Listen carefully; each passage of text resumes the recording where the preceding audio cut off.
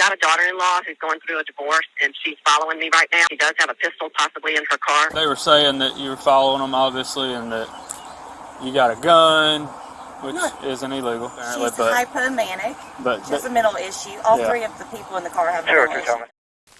Lindsay and Robert Shiver had been married for 13 years when the relationship started to fall apart.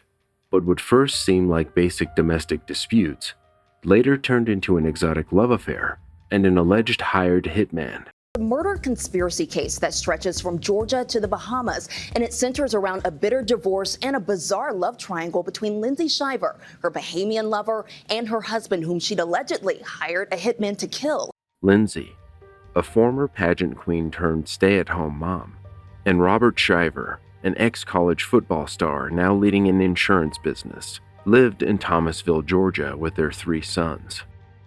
As the relationship deteriorated, there would be multiple 911 calls from both sides, the first on February 20th, when Robert called the police.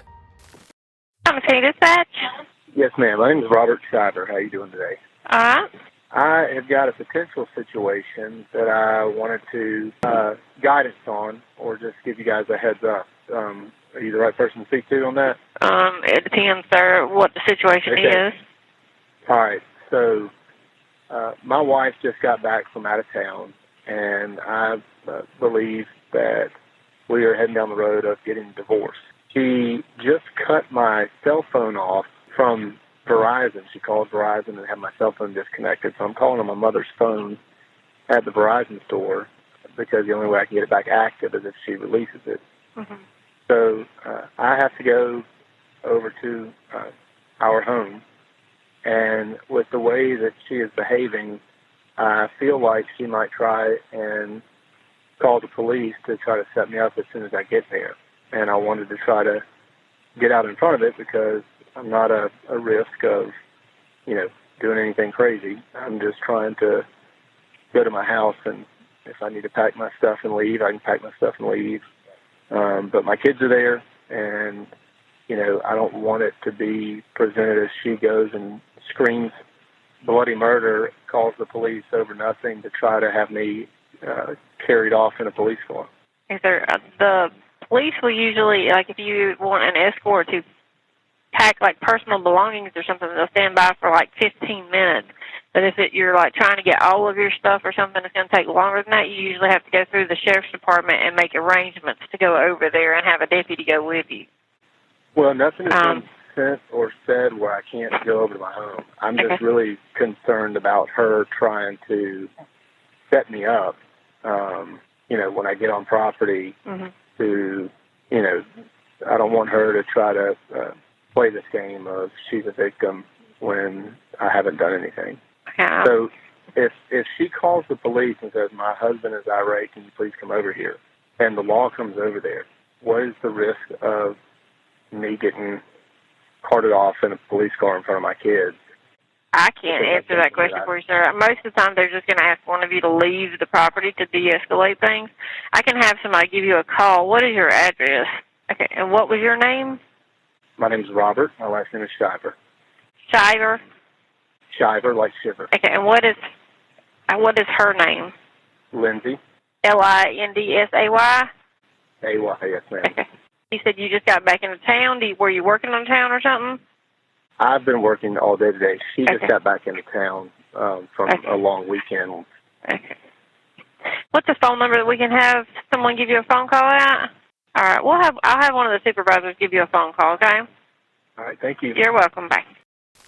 In response to these events, Robert filed for divorce on April 5th, seeking custody of their children and ownership of their shared home. In her counterclaims, Lindsay cited allegations of physical and mental cruelty. Less than 10 days later, the situation again took an unusual turn when Robert reported receiving a USB thumb drive containing photos of Lindsay. Almost getting 911. Listen, I do not have an emergency right now, but I was wanting to just kind of put you guys on notice of something that has been kind of odd. Mm-hmm. Are you the right person to talk to, or do I need to be transferred to dispatch, or what? This is dispatch. Okay, so today at work, I had a letter delivered to me and it was a USB thumb drive, and it didn't have a return to sender address or anything. And so I plugged the thumb drive in, and it had all these pictures of my wife on it from about 2 weeks ago when we were out of the country. And the same thumb drive was delivered to my parents' house about a mile away in an unmarked envelope. And it looks like, glancing through, that it was almost like a private investigator, but we have spoken with everybody that we know, and they've all confirmed that they don't know what we're talking about.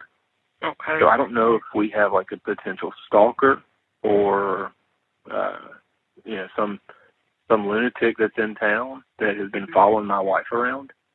Okay. But we just wanted to let you guys know it might do, or we would like it if you guys could maybe, just make a couple of passes by our home tonight. We just kind of went through and checked the whole house ourselves.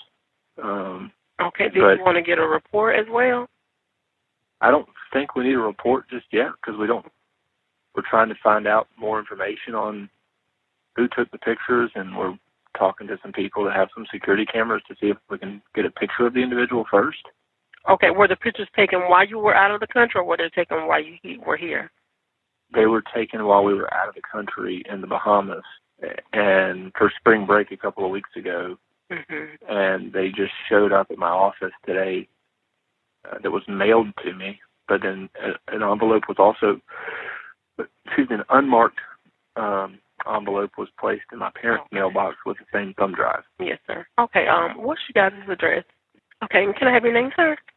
Robert. And your last name? And Shiver, like Shiver. All right. And a good phone number for you. Okay. You want them to kind of ride around your residence a few times throughout the night?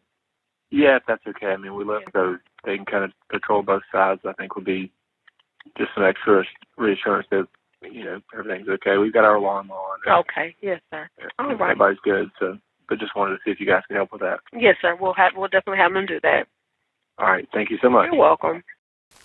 And 3 weeks after that, Lindsay was accused of tailgating her mother-in-law. Again, Robert called 911.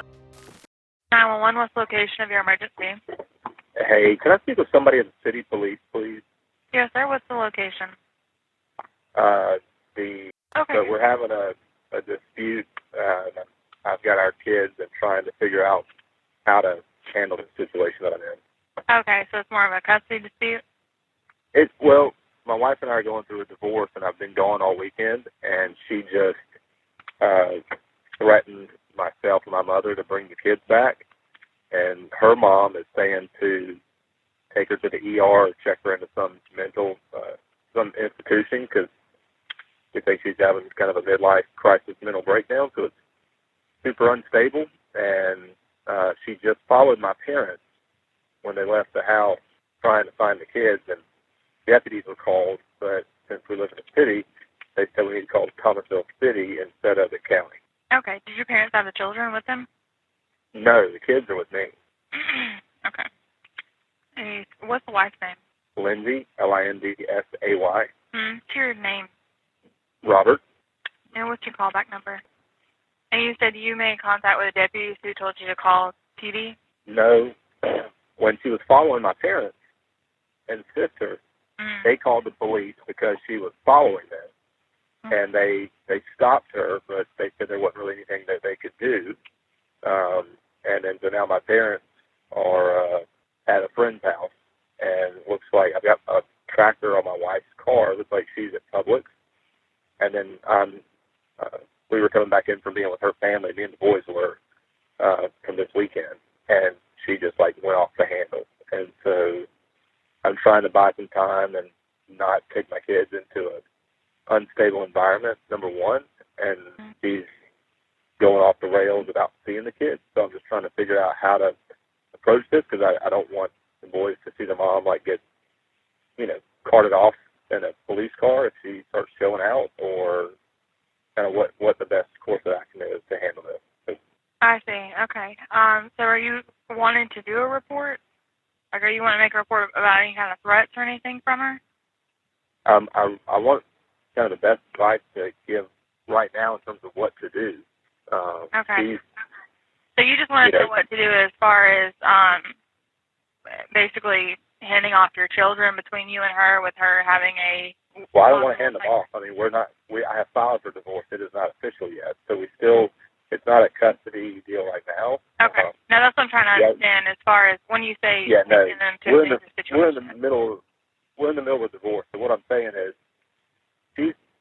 I'm about to pull up to the house here in a little bit with the kids, and she is got her own mother saying that, she's threatened my mom and me, and she's not in a stable position.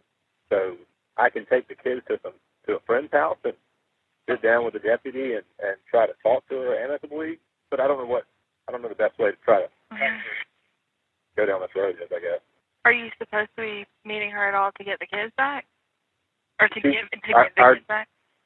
We're still living in the same house, even though I filed for divorce. We haven't had our first hearing on who gets the home and temporary custody of the kids. So we're in this kind of like limbo phase right now. So I'm just trying to figure out, what to do. Just the safest thing for everybody right now. Okay. I will have them. Could you have the deputy call me, maybe? Yeah, I'm gonna see if I can give you a phone call, and then it'll look like it's coming from an unrestricted number then. Okay, that'll be perfect. I appreciate it. Yes, you're welcome. Bye. All right, thanks. You're welcome. Yes. I need the police, please, to be sent to my house. What's your address? May need to be the sheriff's department.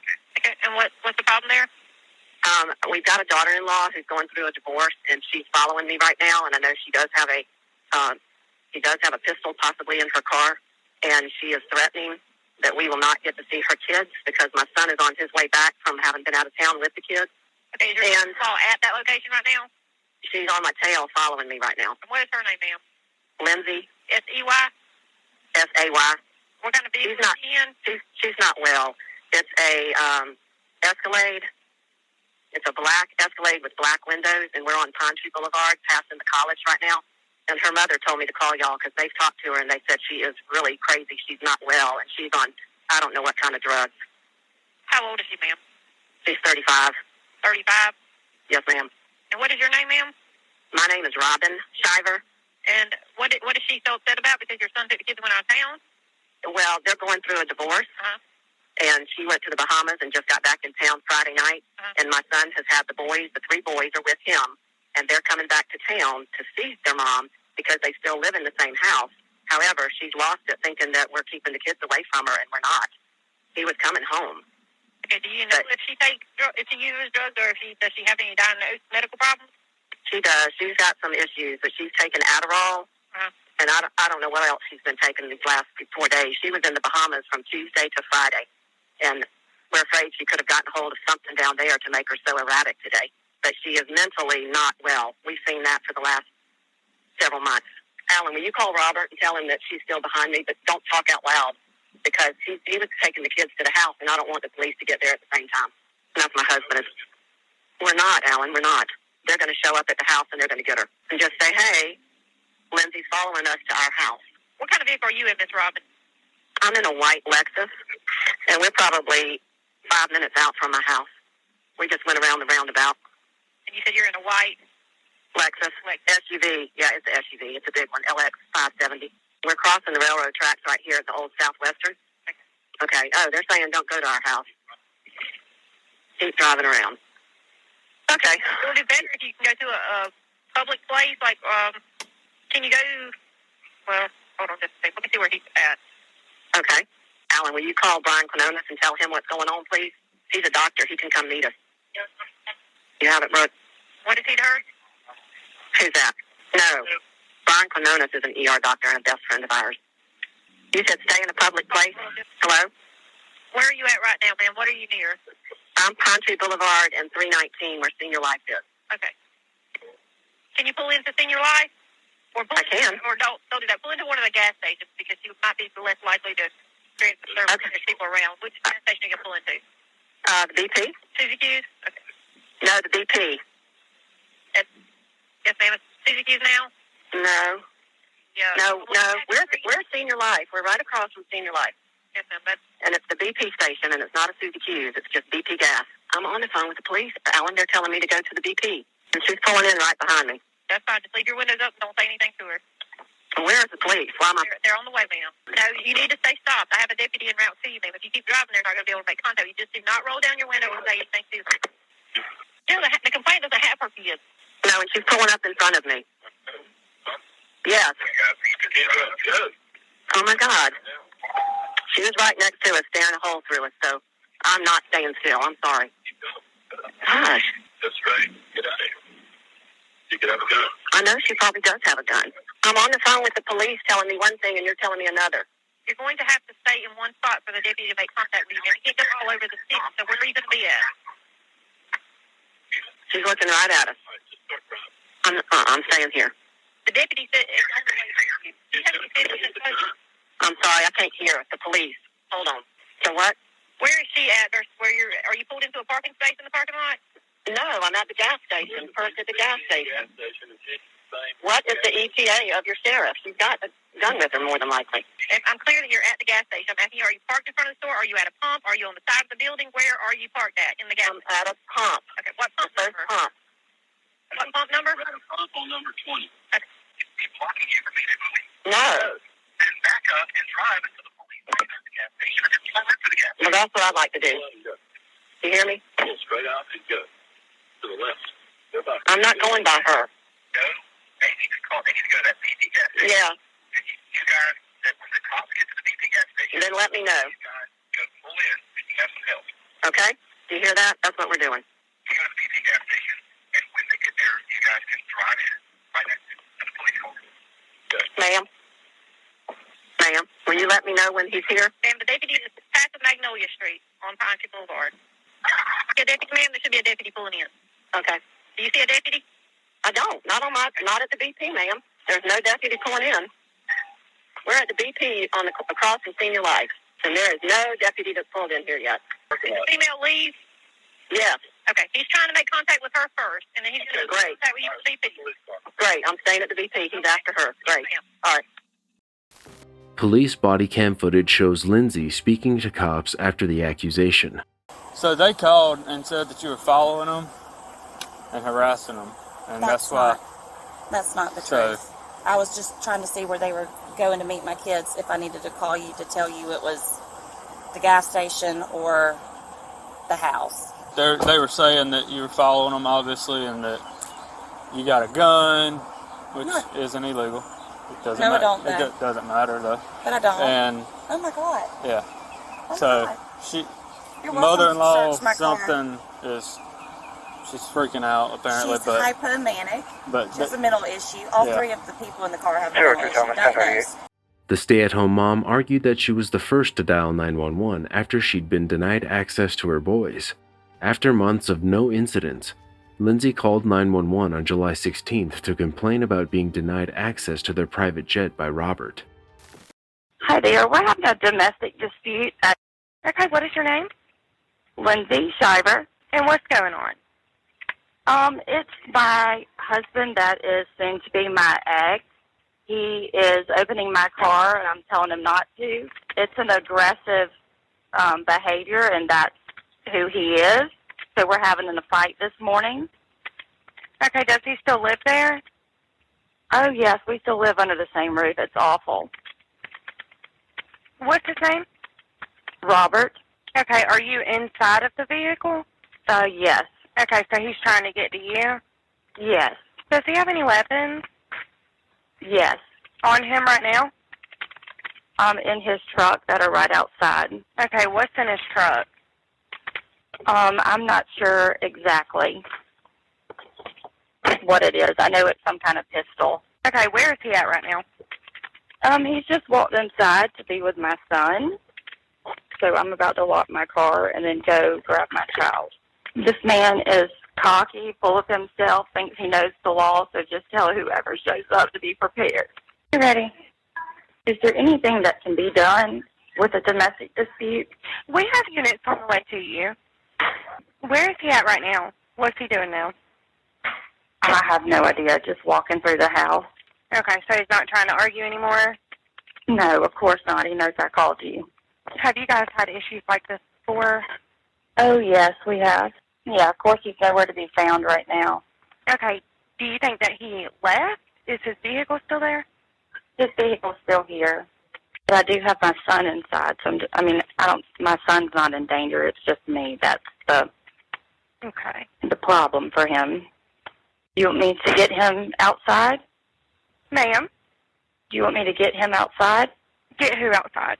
My husband, for when the police arrive. Okay, they're going to make contact with you whenever they get there. Okay. Yes, ma'am. Do you know where he's at right now? I don't. Just somewhere inside. Okay. Do you know what made him upset this morning? What started it? Yes, we were having a fight about our travel plans this morning. We're supposed to be leaving in an hour. Oh, they're passing my house right now. The unit's past the house? Yeah, there's one that's pulling in, though. Okay. All right, I'm going to go ahead and disconnect and let you go make contact with them then, okay? Okay, appreciate you. Thank you. Yes, ma'am. Bye-bye. This morning, we have travel plans to leave, and he's insisting that I don't go. Okay, so what's going on this morning? So for the last 3 weeks, maybe longer, she's had her couples trip planned with her boyfriend to go to Key West. Okay, but she just said you're going. That was to Key West. But they don't. I'm taking my kids, my 3 boys, to the Bahamas this morning. Our kids. Our kids. Yesterday, she sent a message saying that she's going to change her plans and now get on the airplane with me and the kids to go to the Bahamas. But I am too, and by when the we way. land, she's going to go to her boyfriend. Elsewhere. And me and the kids are going to our house. This call brought her relationship with 28-year-old Terrence Bethel to light, and that trip would change everything for Lindsay. While in the Bahamas, she was arrested and charged with plotting her husband's murder, alongside her Bahamian lover and Farron Newbold, an alleged accomplice. This accusation emerged from a police investigation into a break-in at a bar where Bethel was employed, which led to the discovery of incriminating text messages.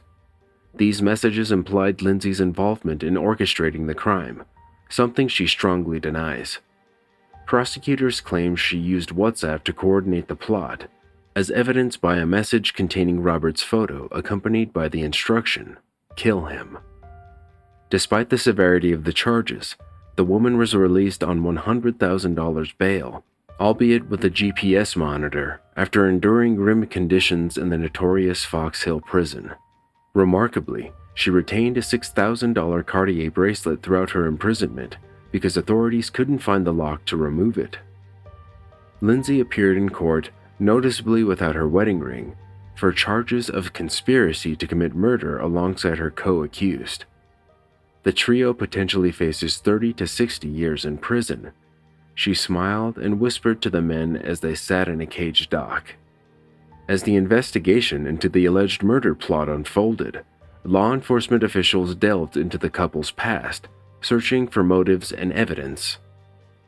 Lindsay has reportedly been traveling between Georgia and the Caribbean to visit Bethel, a barman, despite her family's pleas to end the affair. Her obsession with the 28-year-old escalated even after her husband discovered the relationship. And according to Robert, it wasn't the first instance of infidelity. Currently, Lindsay remains in Nassau, barred from leaving, and confronts the prospect of a significant prison term if found guilty. Meanwhile, Bethel publicly stated his love for Lindsay and suggested that her marriage was troubled before he became involved. The community of Thomasville reacted with a mix of shock and disbelief. The Shivers, known in the community for their social standing and Robert's business success, became the center of local gossip and speculation. Of course, the couple's 3 young sons were caught in the crossfire of these events, adding a layer of concern and sympathy from the community. In the legal proceedings that followed, the divorce and custody battle became increasingly contentious. Lindsay's defense centered around her refutation of the allegations, painting a picture of a troubled marriage marred by issues far different from the public persona they had maintained.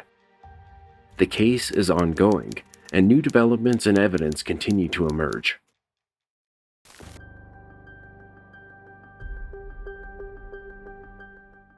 On September 10, 2022, Debbie Collier drove northbound on Route 15 before going into a Family Dollar store in Clayton. After leaving the store, she sends $2,385 and a cryptic message to her daughter via Venmo. That payment comes through at 3:17 p.m.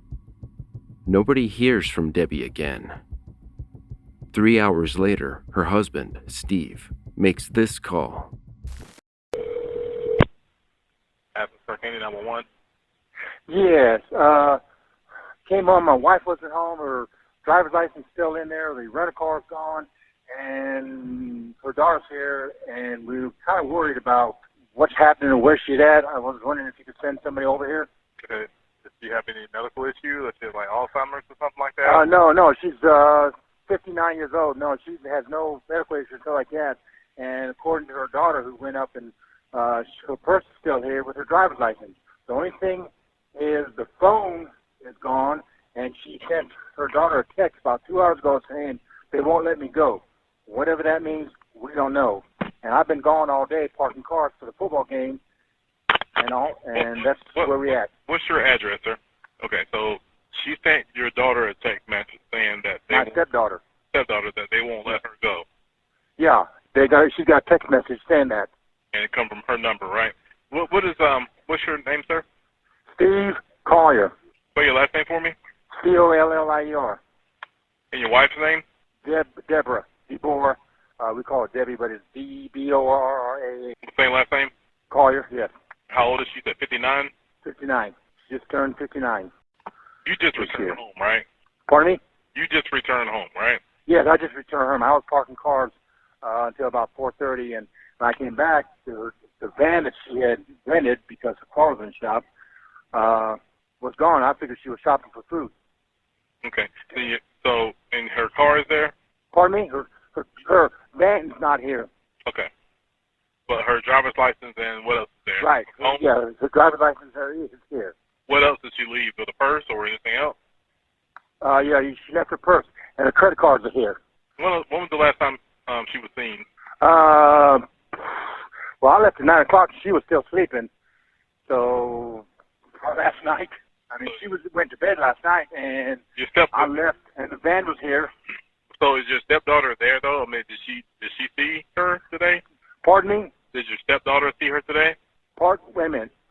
You say a stepdaughter. Did she see her, or? Say that again. I'm trying to control a dog. Okay, your stepdaughter, did she see her No, recently? no, nobody has seen her. I was probably the last person to see her last night. What time? You said 9 o'clock last night? Yeah, about 9 o'clock when we went to bed. You left this morning, right? Yes, at about 9. I'm sorry. So did you see her this morning or last night? No, I saw her last night at about 9 when she went to bed. And when I left, the van was here. And So she was. You don't know if she was still there or not. You didn't see her this morning. Right, except the van was still here. So I'm assuming she was sleeping. What time was the message sent to your stepdaughter? What time? About 2 hours ago? About 2 hours ago? Yes. And it specifically said they won't let me go. Pardon? Yeah, that's what the message said. And that's all it said, right? That's all it said. And she was last seen driving, or she was driving her. What kind of car is that? It's I don't know, because her car's in the shop, so the rental place on The van that she was driving, is that what she be in, or you don't know? No, I don't know. It's Enterprise. She went in a call from Enterprise. It's a Pacifica or something. That's the car you saw this morning, though, right? Yeah, the black van, yeah. It's a black Pacifica? Yes, I'm pretty sure it's Pacifica. And that's a rental car? Yes, from Enterprise. All right, I'm sorry. What's her birthday? Is she white, female, black, female? Pardon me? She white or black? White. How tall is she? About 5'5". How much she weigh? About 150, 145, somewhere around there. What color hair? Blondish. Would she be going to somebody's house, or? That's a good question. I thought she was out shopping for food. Her daughter came over with that strange message and then went upstairs to her bedroom and found out that her driver's license and credit card's still here. So that doesn't sound like her leaving the house to go shopping like I thought she was. She just shopped for food on Saturday. So she don't have any money at all with her, or any other cards? Not to our knowledge. She has nothing. But is her purse there? Yes. She left the purse as well? Yes. Does she have family here in town? No, just her daughter. Have you tried to call the hospitals and jails to be sure? No, I didn't think of calling the hospital. Okay. Go ahead. Like I said, I got them on the way out there to you. Okay. Go ahead and call both hospitals, Athens and St. Mary's, and just check with the jail as well to make sure. And we'll have somebody come out there and talk to you. Okay. I appreciate it. And your phone number? Yes. Okay. Okay. All right. Bye-bye. Thank you. Okay. Bye. Debbie's daughter, Amanda Bearden, also called 911. Please. Hi, my name's Amanda Bearden, and I thought that we were safety court on my mother last night. That's right. And then yesterday at the sleeping, and I was just wanted to speak with the detective that's been assigned to the case. Do you have any further information? I said, and then do you want the case number and the case number so I can look at it that way? Just a second. I'm sorry. That's fine. Just a second. And the detective may not actually be in the building yet, so I may have to get you a patrol officer, okay? So just bear with me just a second. And what kind of update do you have just so I know what to try to... Oh, no, I'm sorry. I didn't mean like I had an update. I just had... Oh, my God. I didn't mean... I'm sorry. I'm not in a clear mental state. I'm just... I just wanted to talk to them. I wanted to see if maybe there's something I could do. I do have the rental agreement number if they needed that. I mean, that's the only thing that I had to offer. And maybe, because I have a loan card, I do have your rental agreement number. That's another place in which I was in it. What's your number? I'm the daughter. Yes, ma'am. Take a deep breath for me, okay?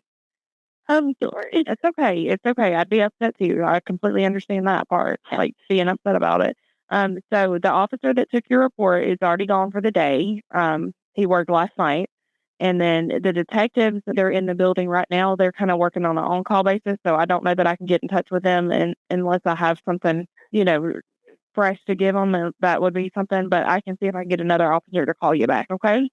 Okay. We've got the bolo out for, we got everybody, keeping our eyes peeled for and that kind of thing. I'm not trying to be a smart here or anything, but do I need to hire a private detective maybe? Because I mean, I'm not trying to be ugly or anything, but I don't understand why I mean, I know you don't know everything, of course, but why hasn't what I've asked being done? Like, why isn't the GPS in the van site? Do I need a private detective to do that? I mean, I'm not trying to help or anything. I know. The most help. Okay, so here's the thing. She's an she's an adult. I get it. So that makes things a little more difficult because people are allowed to leave and go and do things without telling other people. And I know that's not a good answer. I understand that. But that is also, that is also part of it because she is an adult. So it just takes some time also to do these things. And so I don't specifically know what they've done yet or not. Yeah, I wasn't here last night, so I don't know. But from my understanding, they would be doing everything that we know to do currently. But I will definitely get somebody to call you back. Okay. Okay. I'm not confusing. It's no problem. I'm so sorry. I hate that this is happening to you. What was your name again, sweetie? I'm Linda. Bearden. Spell your last name. BESRDEN. Okay. All right. I'll get somebody to call you back here shortly. Okay. Thank you so much. Thank you. Bye.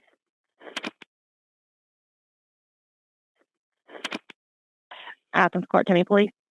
Hi, can I speak with Colonel Johnson? Okay, I don't have a colonel. Then say he just called me. I just have some more information for him, and I just wanted to get it to him. My name's Amanda Bearden. Okay, all right. Yes, Sergeant. Sergeant Johnson. You fine? Yeah, no, that's okay. Just lots of Johnsons around here, so I don't make sure. I get it. You just need him to call you back. Yes, ma'am. I thought about it, and I have her iCloud information. I know that it's and correct me if I'm wrong, that if the phone is turned off, it would still track her. But I do have her. I've got her Apple ID and what I thought was her password, but the password isn't working. I don't know if y'all have technology or whatever, but I do have. I don't know. I just all right, hold on one second, okay? He said he'd call me back. Okay, thank you. All right, ma'am, he said he'd be calling you back shortly, okay? Thank you so much. All right, no problem. Thank you. Bye-bye. About 3 hours later, Debbie's sister, who lives in Alabama, called dispatchers. Okay, police. Yes, my name is Diane Shirley. My sister lives in Georgia, and my niece told me she was missing. Her name is Deborah Collier, or she could go by Debbie. Okay.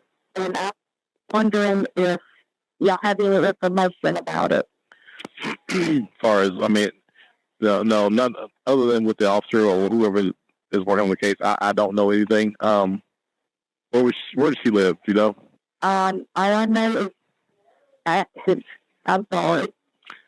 I don't know if they're doing it. Collier? Okay. C-L-S-I-E-R? Yeah, I wouldn't have any information. When there's something, they will contact the family. Whenever they, like I said, whenever they have something for that. Okay. All right. It's just that emotional, so I'm just. Yeah, I'm sorry about that. I am really worried about my sister. Okay. And you have any information where she might go, or you have anything to add? From my niece, sister that she went back about a month ago. So she was, on the road, she was following this truck, and this truck lost a paint can, and the paint can hit my sister's car, and paint went everywhere. And the driver was trying to convince my sister not to tell the cops that he was driving because he was out on parole, and there was, a stipulation to his parole that he couldn't drive. I guess. Do you think I'm sorry, do you think that was told to anybody else? You think that was told to the officer that comes out? That's standing from my loop. Okay. Yeah, I don't know if the officer knows that, but I can have him call you if you want to pass it along with anything to help, Yes, I would really appreciate that. Yes. Because I'm sorry, go ahead. I'm in Alabama, and, I look at that. She's not communicating about her with us, and I really would like to know what's going on. I got you. Yeah, since you may have insight on that, I'll have the sergeant give you a call. Is that okay?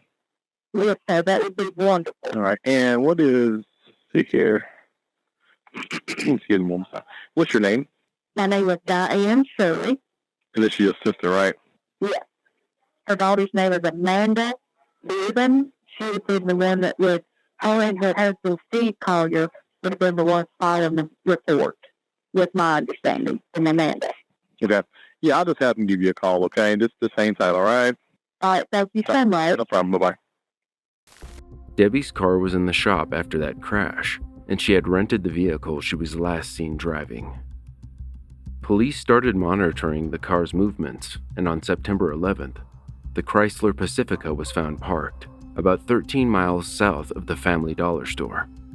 The vehicle was unlocked and unoccupied. Amanda arrived at the scene after allegedly being given the approximate location by an officer. According to the report, she was in a hysterical state and told investigators her mother did not suffer from any known mental health issues. It's still unclear whether she was given the details of the car or not. A canine unit discovered the woman's remains down an embankment a quarter mile from the vehicle. She was partially nude and slightly burned, with her right hand clutching a tree. Investigators also found a blue tarp, a red tote bag, paper towels, a torch lighter, and a poncho, the same items that CCTV footage showed Debbie buying at the store. At that point, it became a homicide investigation. On September 14th, deputies served a search warrant at Amanda's home. She and her boyfriend, Andrew Geigerich, had moved back to Georgia just 2 days before Debbie went missing. The couple has had a tumultuous relationship, marked by a history of arrests for domestic violence and other charges, some of which are drug-related. A 911 call made by Debbie in May 2021 also surfaced. Athens Park County 911. Hi, my name is Debbie Collier. I own the property at Andrew Geigerich is there breaking out the windows in my property, trying to break in on my daughter. I am so sick of him destroying my property. Please arrest him, and if I need to meet you out there, I will. You sound like breaking out the windows. Yes, he's out there breaking out the windows. He's broke my daughter's bedroom window right now. All right, looks like your daughter's also calling in about it. Okay, good. All right, well, we got him on the way, okay? All right, honey. Thank you so much. No problem. All right, bye-bye. But Amanda's claims were debunked by officers, who determined that the couple lived together, and she was arrested for making a false report of a robbery. Andrew was also arrested and hit with various charges, including battery. Given the history between the pair and Debbie, investigators honed in on them. The Venmo message also raised alarm bells. It read, "They're not going to let me go. Love you. There's a key to the house in the blue flower pot by the door." Since Amanda was living with Debbie at the time, it would have been strange for her to say where the key was.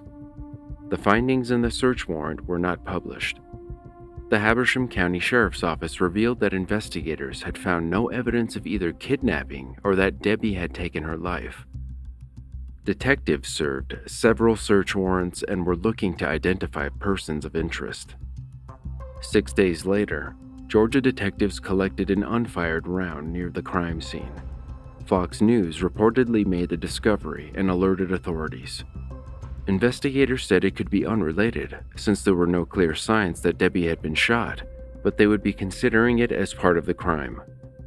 That same day, Amanda's boyfriend, Andrew, told a media outlet that they were living in fear, sleeping behind barricaded doors, and had nothing to do with Debbie's unsolved slaying.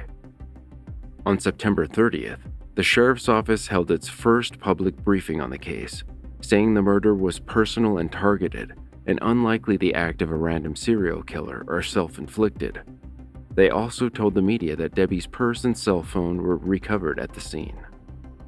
Nearly 2 months after the discovery, her son Jeffrey Bearden, who had previously only posted a tribute to his mother, spoke up in an interview with Court TV. He said the family was under constant scrutiny and could not grieve collectively. Jeffrey also spoke about his unpleasant experience with the police department, which had seemingly given information about the case to journalists before notifying the family. As for the cryptic Venmo message, he was also confused by it. You know, kind of like you were saying before, it's been a learning process for us. Like, that's something that even after 2 months, like, I'm still sitting here questioning. I want to know why such a large amount. I want to know who they are still. That she was, you know, she referred to someone as who, or they, excuse me, and who they are. It's hard to, you know, still be at this point and still be asking for help and trying to get that kind of basic information that I thought at this point there would be something a little bit more that could be shared. In a podcast episode of Crime on the Record, Amanda said her mom had taken her own life. On Friday, there were actions.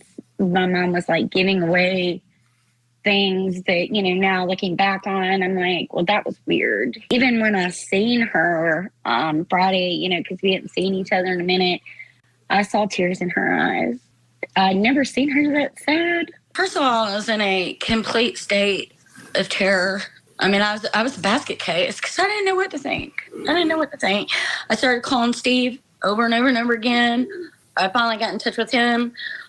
While I was on, I actually went over to my mom's house because, I mean, what I had just read, I didn't want to believe. On November 17th, police released the autopsy findings. Debbie Collier's death was ruled as self-inflicted. Nearly 2 years later, some in the true crime community still say it doesn't add up. What do you think?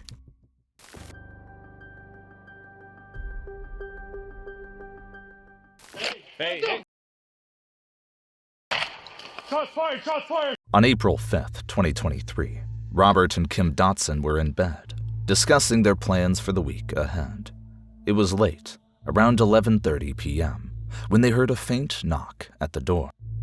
Their second-floor bedroom was closed, muffling the sound, but it was loud enough to draw their attention.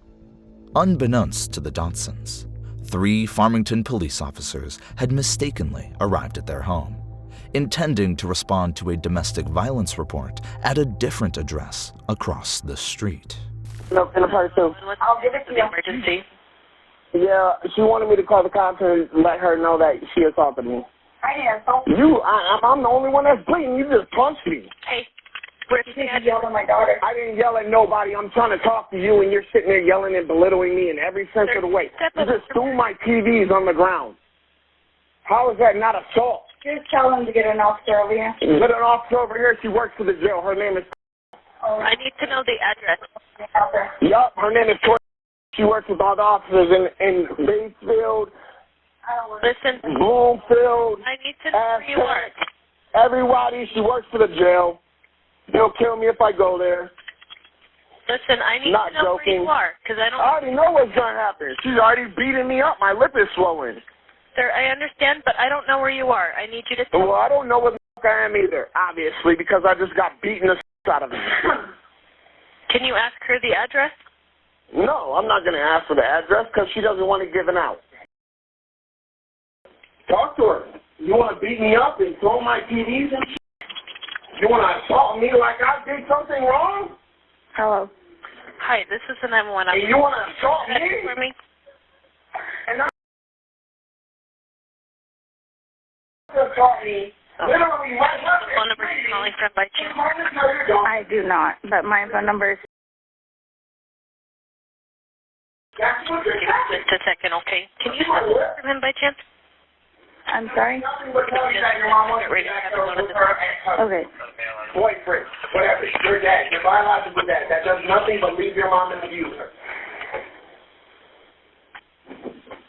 So y'all want that, and I've never done nothing to y'all but love y'all unconditionally? Fine, go back to it. But yet I'm getting abused with a busted lip. Now he's yelling at my kids. In every Can you back away from him, you and the kids? Like, if you stepped outside, would he follow you? Yeah, go back to your dad, Grace. Well, one of my kids is sleeping. In the closet. And he keeps going into my son's room, who is crying. Yeah, because you just assaulted me. While my lip is bleeding. What's his There's blood over my hands while you hit me in front of him. How is that not abuse or any kind of physical abuse? Take your brother to his room, to your room, please, and lock the door. How many? Lock the door. I'm sorry? You just hit me in front of your son. I can't hear you. I'm sorry. How many kids are in the house? 3. Have a police officer drive me and all my kids over to Aztec. His name is... No, Hold with your sister, please. I'm so sorry. I can't quite hear you over here. Let me get assaulted either. I didn't hear your question either because he keeps yelling. Yeah, let me get my phone. Your name? Because I'm the one that called. My name is... And he... Her name is... She works for the jail. I got assaulted. Me and her had a verbal disagreement about how the fact that I don't like the fact that she's talking to her ex that is on parole. Okay. Probation, whatever. Okay. And she wants to walk away and beat me up and hit me in every kind of a way. I need you to listen to me, okay? No. You need to listen to me. I'm the one that called. I don't know why everything has to be a verbal dispute of where it's a man over a woman or the woman's right over the man. If I'm bleeding, okay. What did I do? Listen, I've got officers aware of the situation. I need you to separate from each other, okay? Yup. She's hitting me. Yup. I have not hit this woman once. Okay, I understand that, but I need you guys to separate until someone gets there, okay? Oh, man, I'm just going to grab my clothes. I don't know what I did to her. I love her unconditionally. She fell multiple times to where I felt like we can't even have a good time. Okay, I know you said... I can't properly satisfy her like her ex is or anything like that. That's literally how I feel. So if it's just me, I'll go. I'll leave happily. Listen. I'll probably throw my TVs in the middle of the trash somewhere, throw my clothes in the trash, and be exactly how my adoptive father told me who I'd be. I know that you said that she hit you. Do you want medical attention as well? Nope, I don't want no medical attention, no charges prosecuted, nothing. I'll just be a dead man. No, for real, because the fact is, I've never fallen in love with a woman like this. I've never had kids call me dad. I've never had somebody that taught me how to be a man, but yet she's rolling her eyes saying, oh, I've heard it all before, so, you know what? The unedited police body camera footage released later would show the officers debating whether they were located at the correct house. They knocked 3 times. After the final knock, one officer received information over the radio that the address didn't match the location they were supposed to investigate. The officer laughed, using an expletive, and stepped back. But by then, the damage was done. Inside, Robert grabbed a .45 caliber pistol as he went downstairs, a precaution not unusual for the area, especially late at night. Kim, still upstairs, planned to follow him after grabbing her robe. Moments later, the homeowner opened the front door to find himself blinded by a flashlight shining in his eyes. He never had a chance to process what was happening. Hey, hands up! The first gunfire rang out just as Kim began walking down the stairs. She froze, overwhelmed by the sound, running back upstairs. She grabbed another handgun. She had no idea who had fired at her husband or why. Her only thought was to defend her home and her family. As she moved back toward the door, she found Robert lying in a pool of blood. A trauma nurse by training, she instinctively searched for a pulse, but found none. Still unaware of who was outside, she opened the door and fired her 9mm pistol into the dark, hoping to scare off whoever had attacked her husband. The officers, believing they were under attack, responded with a barrage of bullets. 19 more shots fired into the home. One officer shouts for Kim to raise her hand, then fires again. 20 seconds later, the officers finally identify themselves as police. Kim immediately put her gun down and tried to save her husband's life. She performed CPR, screaming for her children to call for help. Her teenage son and daughter, terrified, had already dialed 911, begging for someone to come to their aid. 911, what is the address of the emergency? Hello, this is 911. Hi, my mom's screaming. Okay, ma'am, I need you to listen to me. I can't understand what you're saying. Okay. Okay, take a breath. Tell me what happened. I hear banging, and I hear gunshots downstairs. It's police activity in the area, ma'am. Just stay inside your house, okay? Okay, there were gunshots in the house, and my dad is shot. What was that? There were gunshots. Yes, in ma'am. my house. Yes, ma'am. There's police activity in the area. We can't give any information, but I need you to just stay in your home and stay away from the windows, okay? Okay, yes, ma'am. Okay. Okay, keep yourself safe and stay inside. Keep everyone inside, okay? I don't know. I heard gunshots and then I went down there. Yeah. Okay, and what was that? This is my sister's room. Okay, I can't hear you. You heard gunshots and then what? Me and my mom was screaming, and she was saying, like, oh my God, screaming, oh my God. And I don't know if my dad's okay, but she was screaming, and then she was saying my name and told me to call 911. And okay, is she involved, do you know? No, she would not be involved. Okay, and your dad wouldn't be involved either, correct? No. Okay. Okay. Is everyone safe inside your home? I don't know, like, me and my brother are upstairs. Okay. I need you guys to just stay inside your home. Okay, what house number are you calling from? My brother's running downstairs to check on my bathroom. Okay, can you confirm that everyone's safe inside your home? I don't. Mom's safe, but my dad's shot. Yeah, I'm on the phone with 911. You think your dad shot at the officers? Well, come on. Huh?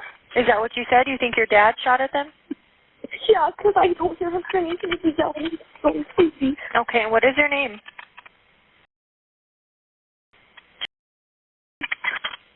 Okay. Okay. What is your dad's name? Robert Dodson. What was that? Robert Dodson. Robert Dodson? Yes, ma'am, we will. Yes, Robert Dodson. Okay, and what is his date of birth? 050208. Mom, Dad, get in the room. Okay, you said 0502. What was the year? 08. 08. And that's your dad? No, that's my birthday. Okay. What about your dad's? I don't have any dad's birthday. What's dad's birthday? No, May 10th of... I don't know the year. Okay. And do you know why he would have shot at officers? He didn't shoot at officers. People shot at my dad. Do you think someone shot at your father? Oh, yes, someone shot at my father. Definitely. I heard banging and clanging. Okay. My dad shot at officers. Okay, I understand you're scared, but I need you to stay inside your room and just stay safe, okay? Okay. Okay. Okay, I'm here. Okay. Give me just a moment, okay? 111. Okay. Take a breath for me, okay?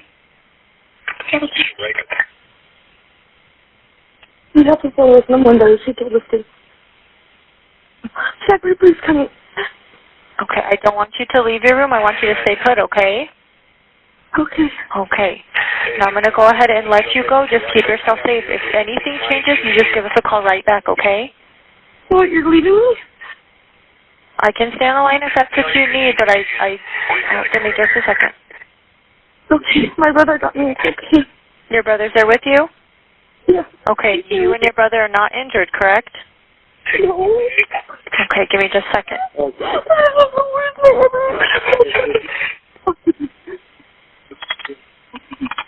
Okay. Give me just a second, okay? Yeah, we're going to have someone give you a call or make contact with you, but I need you to just stay on the line and stay away from the doors, okay? Yeah. Okay, now I need you to listen to what the officers are saying, so if they tell you to do something, I need you to do it, okay? Okay. Don't talk. Okay.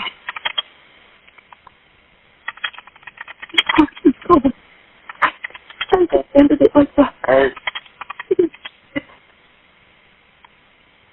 I need my inhaler. I need my inhaler. Okay. Can you hear anything? No, I'm just with my brother and my dog. Okay. And you guys are safe, correct? Okay. Yes. And I'm still here with you, okay? Okay, just take a deep breath. He's going. That's going. Just take a deep breath for me, okay? Okay. Can you pray with me? Can you pray with me? Okay, go ahead. I'm listening. The person is. Who's here? Hello? Okay. We have the door locked and the police are here. The police are there? Yeah, my dog is in here and I don't want her to bark. Okay, can you put her in the bathroom? Do you have like a bathroom in your room or somewhere you can put her? Are the breaker with you? Hold on. What? Okay, just let me know when you're right there with them, okay? In here, do I unlock this? Yeah, just us, there's two of us. Okay, 3 minutes right here. Okay, you guys okay? Yeah, we're good. You guys can you go in there? You gotta go to the business house. Yes. Okay, right here. Secondary. Can I go? Okay, are you okay? So you can hang it. Okay, thank you so much. Okay, are you going with them? Yeah. Okay, I'll go ahead and let you go if you're going with them, okay? Thank you. You're welcome. 911, what's the address of your emergency? Yeah, I've just heard like at least 15 or so gunshots down on. Okay, we have officers in the area. You stay inside, okay? What's your address? All right, sir. Okay, hold on just a second. Do you know how close that is? I got a little kid in here. It's a couple blocks away. Yeah, it's I don't know exactly where everyone's at, so I do want everyone to stay inside, okay? Yes, sir. Yes, sir. We'll keep our lights out, too. The doors are all locked. All right. Thank you, sir. Yes, sir. Thank you. But by the time the paramedics arrived, Robert Dotson was gone. Kim's ordeal didn't end there. Covered in her husband's blood and reeling from what had just happened, she was handcuffed, placed in a police cruiser, and later taken to the station for questioning. Still wearing her bloodied robe, she sat in a small room until 8 a.m., unaware of what was happening to her children or why her family had been targeted. When she finally learned that the officers had gone to the wrong house, it wasn't from the police. Instead, her son, a local officer, pieced together the truth from the dispatch logs. The Farmington Police Department has offered few answers in the months since the shooting. The 3 officers involved have been named in a federal civil rights lawsuit filed by the Dotson family. 2 of them have returned to duty, while the 3rd remains on leave, but is expected to resume work soon. One of those officers, Waylon Wasson, was involved in another shooting in the previous year, adding further scrutiny to the department's handling of the case.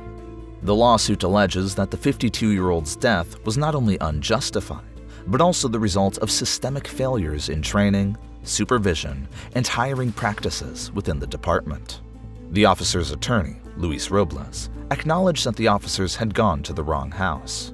However, he maintained that their response was justified given the circumstances. Kim Dotson sees it differently, saying, "I don't understand how these guys get to go home to their families, and they broke apart our family. There is no reason, with the amount of bullets that were shot at me, that I should be here talking with you today." The shooting has raised troubling questions about the decisions made that night.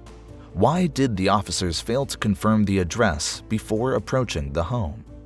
Why did they continue to escalate the situation even after realizing their error? And why were Kim and her children treated as suspects detained for hours, instead of receiving the compassion one might expect for a grieving family? For now, the Dotson family's lawsuit seeks both damages and accountability. The officers will not face any criminal charges.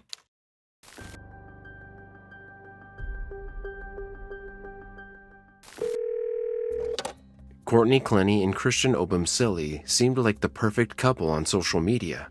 She was a popular online model known to her millions of followers as Courtney Taylor, while he was a rising cryptocurrency trader. On April 3, 2022, a frantic 911 call would be the beginning of a glimpse into their relationship, and it was the opposite of what fans had seen on social media. Operator Dodge, what is the address of your emergency? Area man, please. 3101. Ma'am, listen to me. You need to stop screaming on the line and give me the address. 3101. I gotta die. I can't feel my arm. 3101. I can't feel my arm. Please, God, please. Come see my wife. Ma'am, is this a house apartment or a business? 512-745-3582. Baby, I'm so sorry. Baby. Ma'am, can you hear me? Ma'am, hold on one moment. The caller advised the phone number is verified. The caller advised that her boyfriend has a stab wound. Please, God, Listen, ma'am. I'm sending you out. How old is he? Ma'am, how old is he? Is he awake? Hello? Hello?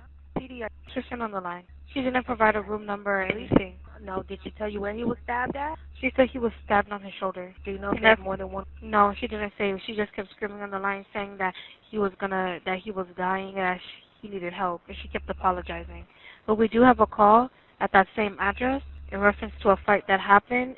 The room number could possibly be 2201, because we already have a call that 2 people are fighting inside of that room. So they're possibly related. Okay. I'm going to go ahead and give her a call back, but we do have rescue on the way, okay? Okay. The couple met in November 2020, and it wasn't long before warning signs emerged. By mid-2021, Courtney had been arrested for domestic battery in Las Vegas, and Christian had begun documenting instances of physical abuse. Decide whether or not you're done gaslighting me. Decide whether or not you're done, Catherine. I am mad that you told me to come. Decide right now. Courtney, I asked you so many times that I don't know, and I apologize, but you hit me. One chilling text message from October 2021 revealed that Clenny had stabbed him in the leg during an argument. When the couple moved to Miami's upscaled One Paraiso apartment complex in January 2022, their arguments became so frequent and disruptive that neighbors reported them to building management. Security footage from February showed Courtney violently attacking Christian in an elevator, while text messages revealed his worsening injuries. In a handwritten note, he described his love for Courtney, writing, "I want to be everything to you, your boyfriend, your best friend, and your lifelong partner." On the afternoon of the incident, Christian briefly left their apartment and returned home with sandwiches. Less than 30 minutes later, Courtney made the 911 call. The 27-year-old died of a single stab wound to the chest. Courtney initially told police she had thrown the knife from a distance of 10 feet. However, the medical examiner's testimony contradicted her claim, stating the injury was consistent with a close-range downward strike. The investigation also revealed a pattern of escalating violence. Text messages and recordings depicted Courtney's outbursts, including racial slurs and physical attacks. In one message, Christian heartbreakingly asked, "Is love going to kill me?" 4 months later, Courtney was arrested in Hawaii, where she claimed to be in rehab for PTSD and substance abuse. Charged with second-degree murder, she has remained in custody ever since. The case took another unexpected turn in early 2024. Following Christian's death, his belongings, including his laptop, became a contentious issue. Investigators alleged that Courtney's parents, Kim and Deborah Clenny, unlawfully accessed the device and other items from the couple's Miami apartment. Prosecutors later accused them of hacking into the device in an attempt to tamper with evidence. These allegations led to the parents' arrests, though they denied wrongdoing and claimed they were only trying to help their daughter. A warrant revealed that Courtney's father shared messages in a group chat with attorneys about accessing the laptop, at one point exclaiming, "Hell yeah, that pin worked." 7 months later, the hacking charges against Kim and Deborah Clenny were dropped after a judge ruled that the prosecutors had violated attorney-client privilege. Defense attorneys argued that communications between Courtney, her parents, and her legal team were improperly seized during the investigation. Despite this, the controversy added another layer of complexity to an already contentious case. And the legal battle continues. A Florida judge recently postponed a key decision regarding whether evidence seized from Christian's laptop can be used in the murder case. The decision, now delayed until early 2025, is expected to shape the trial's outcome.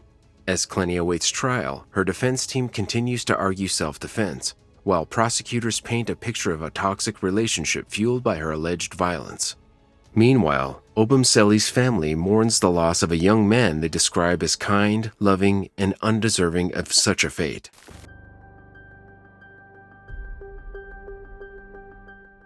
When Diane Stewart was found unresponsive in her garden, her death seemed natural, but it wasn't. Right, okay, tell me exactly what's happened. My wife's had a fit, and I think she's in the garden. She's in the garden. Right, you need to slow down, okay, because... She's in the garden, she's unconscious. Okay. Are you with the patient now? I'm just indoors at the moment. Can you see her from where you are? Yeah. How old is she, please? She's 47. Is she awake? No, she's not awake. Is she breathing? Is she breathing? No, I don't think so, no. Right, you need to go and check on her, sir, for me, please. I'm right beside her now. Right, is she breathing? No, sir, no. She's not breathing? Don't think so. Right, well, check her for me. Yeah. Is she breathing? I don't think so. I've turned her to try and put her in recovery position, but I can't do it. She's just flopped back. I think she's had a fit. You think she's had a fit? Well, I think so. She does have epilepsy. Right, okay, just bear with me a moment. There's a doctor who lives opposite. Can I go and get him? No, just bear with me a moment. Just bear with me, I'm just going to talk to a colleague. Do I do anything? What do I do? Okay, she had more than one fit in a row? She hasn't had a fit for a long, long time, about 20 years. Has she had more than one fit in a row? When, today? Yes. No, I wasn't there when it happened. I just found her. I don't know. Is she pregnant? No. Is she diabetic? No. Is she an epileptic or ever had a fit before? Yes. She's on... Has the twitching stopped yet? Yes, she's not moving at all. Okay. Is she breathing at the moment? As I said, I don't think so, but I don't know. She's frothing at the nose. Shall I go and get the doctor? No, you need to listen to me, sir, okay? We need to try and help her until the help gets there, all right? Okay. The doctor's just opposite. He's just opposite the Sir, house. please listen to me. We Okay, need to help her. Sorry. I am organising help for you now. Stay on the line. I'll tell you exactly what to do next. Are you right by her now? I'm right beside her. Listen carefully. You need to lay her flat on her back on the ground and remove any pillows. There's no pillows and she is already flat. I've already done that. Right, actually. kneel next to her and look in her mouth for food or vomit. Well, I've wiped some of that away already. There was vomit, yeah. Just do what I'm telling you, okay, sir, I okay? am, yeah. Is there anything in the mouth? Well, it looks like a lot sick, yeah. Pardon? Yeah, maybe look quite a bit. Well, Right, I you don't know. need to calm yourself down so we can help her. Is there anything in the mouth? I don't think so. Okay, now place your hand on her forehead, your other hand under her neck, then tilt the head back. Put your ear next to her mouth. Hold on, I've got to put the phone down. Hold on. What have I got to do? Say that again, I'm sorry. Oh, yeah. Place your hand on her forehead, Yeah, your other hand under her neck, yeah. then tilt the head back. Right. Put your ear next to her mouth and tell me if you can feel or hear any breathing. No, I can't. You Hold can't. on. Have you No, hold tilted on, your head back? Hold on. Are you doing that now, sir? Yeah. No, I can't, no. You can't feel or hear any breathing? No. Okay, listen carefully and I'll tell you how to do resuscitation.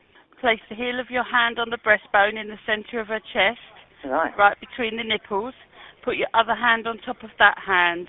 Yeah. Push down firmly 2 inches with only the heel of your lower hand touching the chest. Yeah. Now listen carefully. You need to pump the chest hard and fast at least twice per second. We're going to do this 600 times or until help can take over. Let the chest come all the way up between pumps.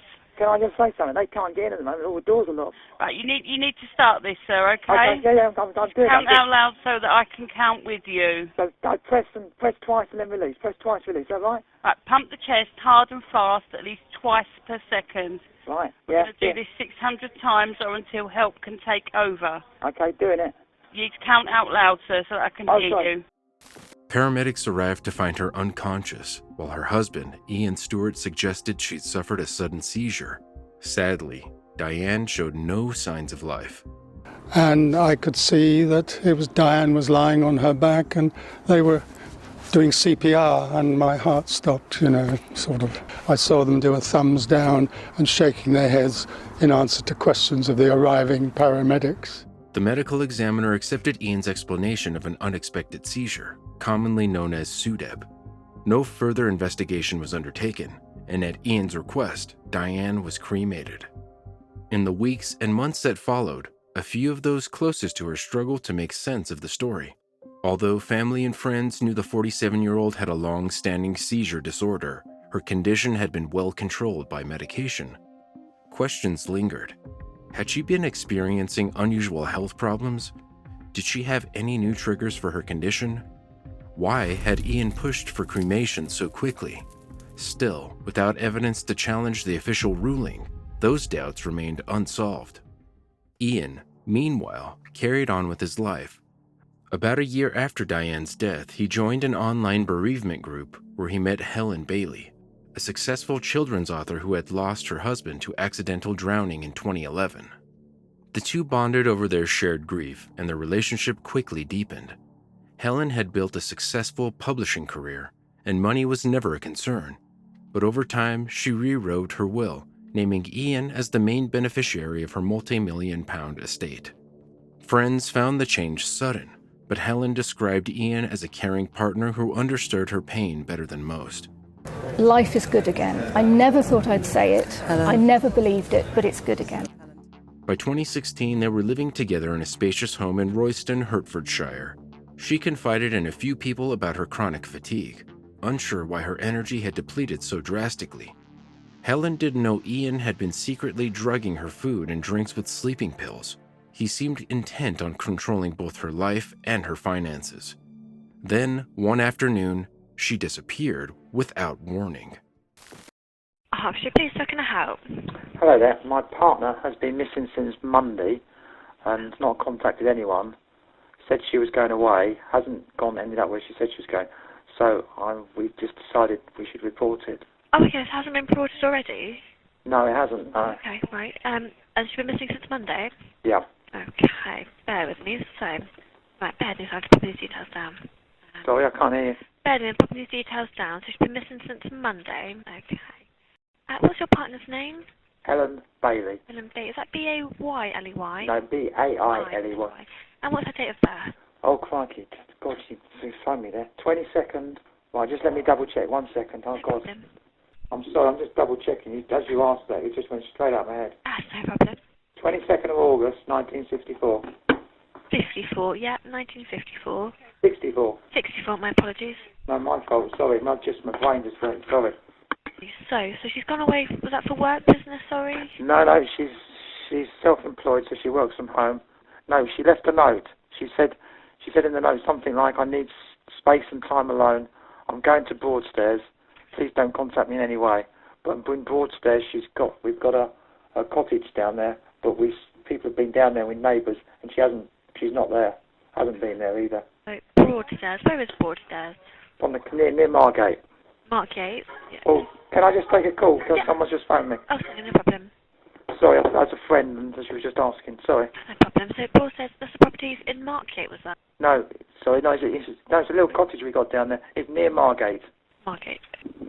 Okay. And it says, please do not contact me, yeah? I'm sorry, you're very quiet. What did you say? Sorry, apologies. It says, please do not contact me as well on the note. Oh, yes, please don't contact me in any way. Okay. And nothing like a deadline when she'd be back or when you could contact her, nothing like that at all? No, this has never happened before, no. And her phone is just dead. It's not, when I say dead, it just doesn't ring. It just goes straight to answer machine. And someone's been to the cottage and someone's been to the cottage, yeah. Her brother went there. Did it look like anyone had been in there? No, someone went in and it doesn't like anyone's been in there. Did Helen go in a vehicle? No, she didn't. She left her car here. She did take her dog with her. She's got a little Dachshund. But she could get there by train or she could possibly take a taxi. She does do that sort of thing. And the dog was a Dachshund? Yeah. Okay, so I just need to go through some questions with you. If I could go through them. Can I take your name, please? Ian Stewart. Stewart. So, bear with me, I'll just fill out the details that we know at this time. Sorry, did you ask me a question then? Oh, no, sorry. I just said I'll just go through these details. I've already got like her name and birthday. We've got those, so I'll just pop those in quickly. So, when was the last time you saw her? Monday afternoon before, about quarter to 3, 20 to 3. And did she say anything to you unusual, or? No, nothing before I went out. No, she just asked me to run an errand for her after I had been to the doctor's. Okay. And she said nothing to you. Then was she leaving the premises at that time? No, I left her here. Oh, you left her. Okay. So you left at about 2:45 or so, and then what time did you return? Oh, must have been probably just before 5. I didn't actually really notice. Yes, no problem. And that's when you saw the note? I didn't see it straight away. She'd put it on the desk. I didn't see it straight away, no. What sort of time did you realise the note had been left? Oh, I don't... About 5:15, something like that. Yeah, so a few minutes later, yeah. Yeah, not very long. No, not very long, sorry, yeah. And was that note a bit of a shock? Were you expecting it at all? No, I wasn't. Well, yes, it was a shock. She has talked about it, but it was still a shock. She has talked about wanting space because things just haven't been going well for her recently, or for us. Okay, so she mentioned wanting space, but she'd never actually acted on it. She'd not left before. She'd never done anything like this before, no. And so at this time, we have no idea where Helen is? No one, no. And I've contacted, there's 4 people who basically, who she would contact, her brother, 2 best friends, and they've not heard from her. They've assured me they've not heard from her, and they promised me they would say. And so you've spoken to 2 of her brothers and 2 of her friends? No, I've spoken to her, sorry, I didn't say that very well. I've spoken to her brother John, and 2 of her friends, 3 of her friends, effectively, but one was indirect. I haven't spoken to her directly, but someone else has. So there's 3 girlfriends, or 3 women, and her brother. And they're the only people who know at the moment. Oh, and the neighbours down at Broadstairs sort of have an inkling that we're all concerned. But we haven't said it, we haven't told her parents, or my parents, or my sons. Oh, okay, so your parents and Helen's parents aren't aware of this at the moment? Not at the moment, no. Although her brother has spoken to her parents and he's sure she's not there. This may sound silly, but she's definitely not at home, no? No, her brother asked that. I've literally checked everywhere. We have got quite a large house, but I've literally checked everywhere. And she's never been missing before, no? Not since I've known her 5 years, but no, and her brother says no. Does she have anything, any sort of medical or psychological issues at all? Well, she's menopausal. That's the only medical issue she's got. Yeah. But she did have well, I don't like to use the word breakdown. So her brother said it wasn't a breakdown, but she did see a She was in, well, she did see a psychologist and she was in group therapy. A friend thinks it was probably about 10 years ago, maybe longer. She hasn't said much about that to me. She did go through that, yeah. So, yes, the answer is to that. Yeah. That was about 10 years ago. Well, I think so, yeah. That's what I've just told you is all I knew. Yeah, yeah. All I really know. That's all a friend really knows as well. No problem, thank you. Does she take any sort of medication that she critically knows? No, she's not. She actually, been wanting her to go to the doctor because of why, but she won't go to the doctor. The only medicine she takes is what she buys over the internet. Things like herbal stuff and that sort of stuff. Oh, okay, no problem. Yeah, nothing, no medical, nothing like diabetes.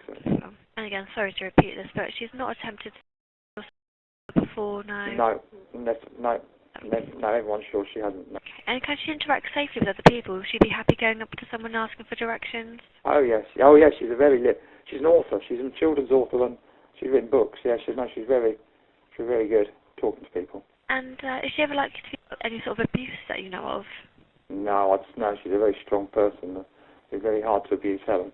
Come back to you very strongly. She did. This is probably she lost her husband. Well, about just over 5 years ago. And that's how I met her, because I lost my partner and we met through the bereavement. And, I don't know if that's relevant, but I just thought you should better tell you. Oh, yeah, I can pop that down. Helps. May seem a bit random, but is she likely to be involved or subjected to crime? She said it was. I'm sorry, I heard the word crime, but I didn't know. Is she likely to be involved with or subjected to crime? No. No. And could you describe her dog for me, if that's all right? It's a miniature dachshund. It's brown. It's not white. It's a smooth coat miniature dachshund. So it's pretty self-explanatory. Is it male or female? It's male. Does it wear a collar or anything? Yes, it does. It wears a yellow collar. Well, it does when we're out. Well, it doesn't in the house, but it does when we're out. Yeah. Again, pop some more details down, so bear with me if I go quiet. Okay. Okay, so just need to go through her sort of physical appearance now, if that's all right. So what's her height initially? Oh, I'm going to guess here. She has told me, but she's probably 5'10", just something like that. Quite tall. And what sort of build? Is she slim? Slim. That's easy. No. Her hair colour and style? It's on the shoulder, long. She won't like me saying this. It's black going grey, grey streaky. Not grey streaky. It's going grey. So it's black. It's black, but she's let it natural. So it's got grey highlights in, if you like. Great. Probably the best way to describe it. And her eye colour. Oh my God! How do you forget these things? I don't know at the moment. Sorry, it's just gone out of my head. Sorry, God, that's terrible. And her sort of... Pale, I guess I would say. Pale. Oh, yeah, is that sort of white pale, yeah? Yeah, white pale, yeah. God, how can I not remember her eye colour? That's terrible. And what sort of clothes would she typically wear? What sort of clothes? Yeah. Well, typically, jeans and a shirt. Jeans typically just day to day. Does she usually have a handbag with her? Well, she's got quite a few. I don't know. I would normally yes, but I don't particularly know which one she's taken. If she's taken one. No problem. Brilliant. And can I please take down her contact number, if that's okay? Of course it is. I'm going to have to look it up because something I can never remember. It's just in my phone, if you know what I mean. That's no problem. Currently been turned off all this time. Well, that's what we think, yeah. Or it's out of service, out of range, or... Brilliant. Okay, so I've got that information. Leave that with us. What I will do now is I will send this across to our officers, and what we'll do is make some sort of inquiries about her, see if we know if it might be with police and hospitals, etc. We'll cover all those bases. If you have any further information, please do give us a call, and what we'll do is give you a call if we have any further or we need any further information, all right? Okay, so what do I do? Is there anything else to be done now? I mean... I say, no, not at this time. If I give you the reference number for this call, it's at 475. 475? Yep, and that's of today's date, which is the 4th. So if I want to ring you, what do I ring 101? That's how I got through to you. Is that the right way to come? Yeah, if you call us on 101, and just say reference number 475 of the 15th of the 4th, and we can find this log and we know exactly what's going on. Okay. Alrighty. Would you mind as well if I just take the whole address of the cottage, if that's alright? The whole address of the cottage? Wow. Yeah, you've got it. Crikey. I'm not sure if I can give you that. I just go there. I'm going to have to look that up. I really don't know. I know it's Raglan Place. I don't know what number it. I just give you a number. I'm sorry, I'll have to look that up. I really will. I just go there. Oh, no, I don't know. I don't know without looking that up somewhere. That's no problem. It's just somewhere I just go, and I don't think I've ever... I must have the address. I've got the address somewhere, but I just don't know what it is. Sorry, no. That's no problem at all. I'll let our officers know at this time we don't have the cottage address. But if you do find out, just give us a call. Yeah, no, I've got it, obviously, but it's not something I've never had to write or anything. So yeah, okay. All right, Ian. So leave that with us for the time being, and we'll be in contact with you shortly. Okay. So when you say, because I'm going to be, because a brother's one and 2 friends, when you say shortly, what are we talking about? A day, 2 days? It's all dependent. I couldn't say. It depends if we know where Helen is, if we have any further leads, etc. It just all depends on what information we have. Okay. All right. What's your best contact number? Did I give you my mobile number? I don't believe you have. I've got Helen's. So my mobile number is the best contact number. Brilliant. So leave that with that, and again, we'll be in contact as soon as we can be. All right. So it's just a question of waiting. There's nothing else you do at this stage. Like I say, we'll just do our initial inquiries, and yeah, it's just a case of waiting for you. Okay.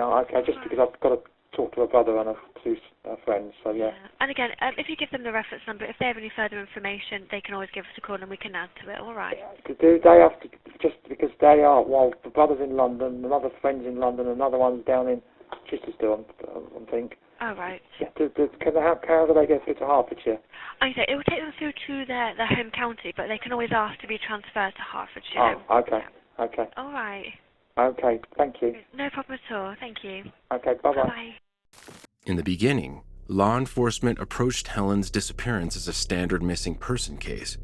Ian suggested she had left a note saying she needed space. He remained collected when questioned, asserting that she was likely safe and would return soon. But her close friends insisted something felt off. Helen was attached to her miniature dachshund, Boris, and no one could believe she would abruptly disappear with no arrangements for him. But he was gone too. Days turned into weeks and suspicion grew. The story Ian offered didn't fully reassure anyone, particularly when small inconsistencies emerged about the last time he saw her. 3 months passed with no trace of the 52-year-old. Police decided to intensify their search, taking a methodical look around the property. That's when they found the unthinkable. Helen's body had been hidden in a cesspit beneath the garage, and Boris was buried with her. The discovery sent shockwaves through the community. Detectives believed that Ian had killed her, then concocted a false narrative about her vanishing on her own. A deeper investigation showed that he had been administering sleeping pills to make her more compliant and to mask his actions. I'm arresting you on suspicion of the murder of Helen Bailey. You're joking. Meanwhile, Diane's family followed the news closely. The realization that Ian Stewart could kill someone he claimed to love reopened every doubt they had for the last 7 years. If Ian had lied once, could he have lied before? In Helen's case, the authorities had far more evidence, traces of the drug in her system, the newly amended will naming Ian as the beneficiary, and the shocking location where her body was hidden. In 2017, a jury found him guilty and he was sentenced to prison. Justice had been served, for Helen at least. After Ian's conviction, investigators finally took Diane's family concerns seriously. But they faced a major hurdle. She had been cremated, making a second autopsy impossible. Then they uncovered a crucial detail. Years earlier, Diane had chosen to donate her brain for epilepsy research. Her preserved tissue samples stored at a local university gave experts a rare second chance to examine the cause of her death. The findings were startling. Signs of prolonged oxygen deprivation, more consistent with asphyxiation than a sudden seizure. With this discovery, investigators re-examined the original case and found troubling inconsistencies. First responders had discovered Diane lying on her back in the garden, fully visible from inside the house, an unusual position for someone who had suffered a sudden collapse. A paramedic later recalled Ian's unsettling composure. He showed none of the exhaustion or panic typical of someone performing desperate CPR. In fact, his attempts at resuscitation struck them as cursory, if not staged. Bone to PC with the man, the phone rang everyone. And he tried to do anything to free around. He could set position for everything. A review of the 999 call records uncovered further discrepancies. Ian had claimed he dialed for help immediately, but timestamps suggested a delay. And there were contradictory accounts of what he was doing just prior to finding her. Was he running errands, or was he in the garden watching her hang laundry? Financial records painted an even darker picture. Shortly after Diane's death, he had collected a significant life insurance payout and drained her accounts. At the time, none of these details raised suspicion. The coroner's ruling of SUDEP shut down further inquiry, and friends who questioned it found no one willing to listen. Now, with mounting evidence, investigators could no longer ignore the truth. In both Diane's case and Helen's, Ian was the last person to see them alive. In both cases, he stood to gain financially after their deaths. Eventually, Ian was charged with Diane's murder. During the pretrial hearings, the defense sought to dismiss the new medical evidence as inconclusive, arguing that partial brain samples couldn't definitively prove a prolonged lack of oxygen. They also noted that the original coroner had found no grounds to suspect foul play in 2010.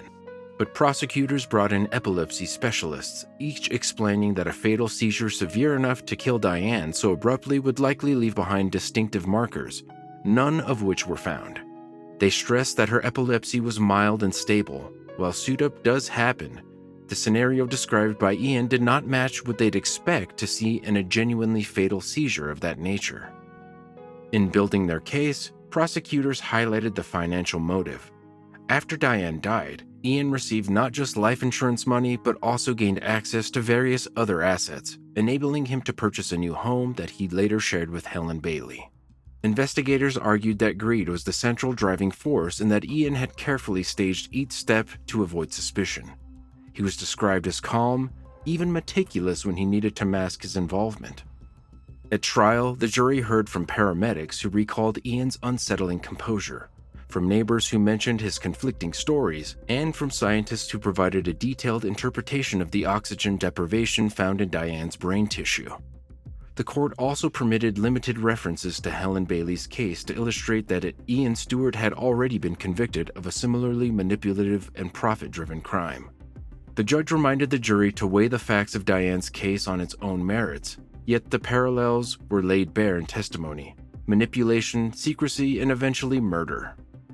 Despite efforts by the defense to argue that Ian had simply been a man overwhelmed by shock back in 2010, the prosecution's evidence convinced the jury otherwise. In early 2022, Ian Stewart was found guilty of Diane's murder. He received a whole life order, meaning he will never be released. The same year, the court ruled that over $220,000 be paid to her sons, Jamie and Oliver Stewart, within 6 months after Ian was found to have gained nearly $500,000 from her death. For Diane's family, the verdict provided an answer to the suspicions that had haunted them for over a decade. Although nothing could bring her back, they had confirmation that her death was not a random medical tragedy, but a deliberate act.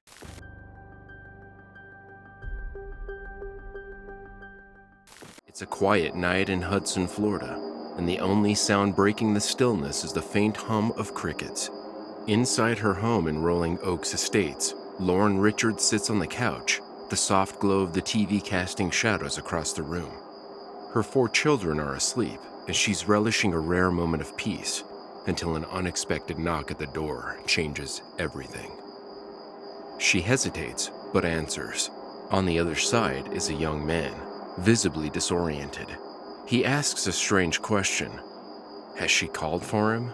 The man seems confused and out of place, and the fact that he has entered her property by unlocking her gate adds to her unease. Moments after the interaction ends, Lauren places the first 911 call. It's 12:41 a.m. 911, what is the address of the emergency? And what is the phone number you're calling from? And what is your name? And tell me exactly what happened.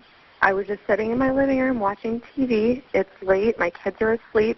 Some young male just came and knocked on my door, and I reluctantly answered it. I have my animals roaming, so I didn't think much of it. They had to come through a gate to get into my front door. They came through the gate. He knocked on the door, asked if I had called for him. I said no. Obviously, it's almost 1 a.m., and I shouldn't have even answered the door. That was dumb, but I did. And then he said, did you call for me? I said, no, who are you? And he said, well, my name's... And I said, okay, what are you doing here? He said, okay, never mind. And then he went and he walked off. But he opened up my gate to get into my yard, to come up to my front door. And I would say a young male between the age of 22 and 30, and there's a lot of suspicious activity that happens across the street from us. The police were just there the day before yesterday, or yesterday maybe. Okay, I'm going to have some further questions for you to better assist the deputies, okay? Just to confirm, are you at that location now? Yep. And when did this happen? Just now. Literally just now. Were weapons involved or mentioned? No. But he kept he bent over and was looking towards the ground and then would stand up and try and approach me again, confused, distraught. But there couldn't have been some kind of confusion. He came up to my front door and had to to open up my gate to get in to where my front door is. Okay, and what direction was he headed when he left? I have no idea. I called my husband. He's like, you need to call the police right now. And I need to get his description. Was he white, black, Hispanic? White. And about how old would you? Between 22 and 30. I think 30 is a stretch. I would say between probably 22 and 28. And what was he wearing? A T-shirt and shorts. I want to say tennis shoes, but I don't recall. And he had a scruffy, I don't want to say a beard because it wasn't a beard, but, unshaven, short hair, black. The only reason why I even answered my door is because I assumed it was my neighbor. We're very, very close friends. And, and you know what? And my little pig just walked outside, too. I'm looking at my little pig who sleeps in the garage, and I have the garage cracked. And he's walking right now, and he's smelling all the way up to the front door. Are you or anyone else in danger right now? I'm just looking out my front window. Okay, but right now, are you or anyone else in danger? No. I don't know. Some guy just came up to my front, and this isn't like a neighborhood. I'm on an over 5-acre parcel. Somebody opened up my gate and came up to my front door at almost 1 a.m. Typically, I would have been asleep 4 hours ago, but it's Friday, and I'm trying to just have a mom night, do my nails, have some wine to myself, and some guy just came to my front door. Okay. If you do see him again, just do not approach him, and make sure you lock your doors and windows. We'll have a deputy. We'll have a deputy dispatched out there as soon as possible, and I'll make sure to have the deputy contact you and just call. I'm going to call my neighbor too. They have security cameras. I'm going to see if because this is very, very, very strange.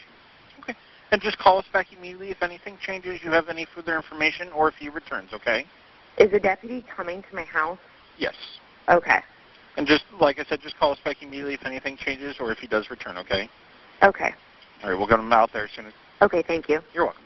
Bye-bye. Bye. For the next several minutes, Lauren tries to calm her nerves, but unease creeps in. She checks on her children, ensuring the doors are locked. Outside, the night remains quiet, but her instincts tell her something isn't right. At 12:54 a.m., the man has returned, and this time, he's inside her garage. The door is shut, and she doesn't know what his intentions are. Again, she calls for help. 911, what is the address of your emergency? Park Drive. I just called you guys, and the man that showed up at my front door was just inside my garage. Okay, stay on the line. Let me pull up the call. Ozark? Yes. My neighbor has him standing here, supposedly running from a gang, but magically ended up in my garage and closed my garage door while he was standing next to my vehicle. I have a gun. You stay where you're at. Okay, stay on the line with him. Okay, what is your name? I just called. Okay, I'm pulling up the call right now. I just want to make sure I got the right call. Okay, so he's yelling. He's in your garage right now? No, he's right outside my gate with my neighbor. Okay. I opened up my garage door, and he was inside my garage next to my vehicle and closed my garage door. So he was inside the garage? He was inside my garage, and there was a crack because I have a miniature pig, so it can get in and out. And he closed the garage door and was standing inside my garage when I just walked in. Okay. I have a gun point, and I need the police to show up immediately. I called 10 minutes ago, and nobody has shown up. You have a gun pointed at him? Yes, I do. And my neighbor has a gun as well. And he's sitting on the ground in front of my gate. Okay, stay on the line with me. Mm-hmm. Your neighbor has a gun as well? You have a gun as well? Yes. The neighbor has it on him right now? Yes. We're both standing out here. You need to sit down. Sit! Stay on the line. Stay on the line. Are you screaming at the male? Yes. Started to stand. Told him to sit back down. Do you know the guy that came into the garage? No. Okay. A lot. Not yet. Stay on the line. Okay, they're en route to you. I'm seeing if I can get any ETA, but I know they're en route. Okay. They're coming code. They're coming as fast as they can, so just stay on the line with me. What's the ETA? They didn't say. They just said your priority. They're coming lights and sirens. Thank you. You're welcome. I had a call previous to this call, from him knocking at my door asking if I called for him. I said, no, I didn't know who you were. I would have never answered my door at that time of hour, except I assumed it was my neighbors because they're the only ones that would open up my gate that has posted that we have guns and that if you come here to do harm, we will shoot you. They're the only ones that would come to my gate and open it at that time of hour. So I opened up the door and he asked did you call for me? And I said, no. And he asked me again, did you call for me? And I said, no. I said, who are you? And he said, my name's okay. And he was bent over with his hands on his knees, not stumbling, drunk, but he was bent over. And I said, and then he left. And then I called my neighbor to let her know. I called my husband, and I had already called 911. They took the report, and while I was on with my neighbor, I opened up my garage door, and he was standing, because I noticed, I said, and I can see my pig walking out, and he's smelling the front door. He's picking up the trail. He's walking to the front door. And so that was alarming to me. So I walked into the garage where my pig said, stay on the ground and lay down. So I opened up. He's crying. He's trying to be hysterical. So I opened up my man door to my garage, and he was standing next to my vehicle and had closed my garage door. Okay. My pig was locked on the outside. He was locked. He was inside my garage with both man doors, and he had hit my electric garage door to close it, and was standing next to my vehicle. Standing next to the vehicle. Okay. Yes, inside the garage. And is he still inside the garage right now, or she's outside? No, we're standing outside the gate. My neighbor found him because I came out with my gun and told him he better get out of here. And so I had a gun. You're standing outside We're the outside, gate? right in front of my residence, outside the gate.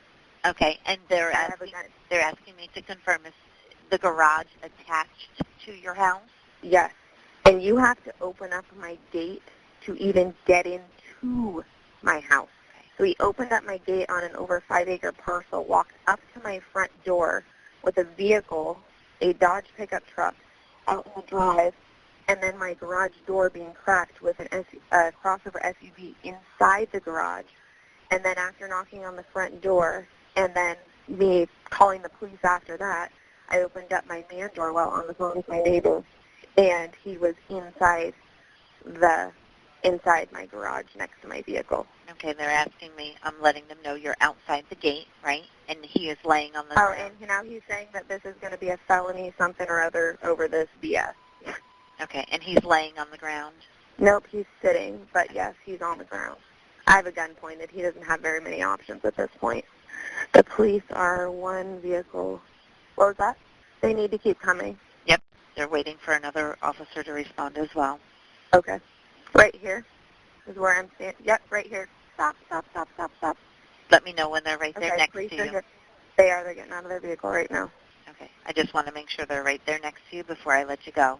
Okay. They are. They're arresting him right now. Okay. I'll go ahead and let you go then. You're welcome. Thank you. You're welcome. Bye-bye. Her neighbor also called. Yeah, well, my neighbor just called because some guys in her house and my husband went over there with a gun, and I want to make sure the cops know that my husband went with a gun over there to protect her.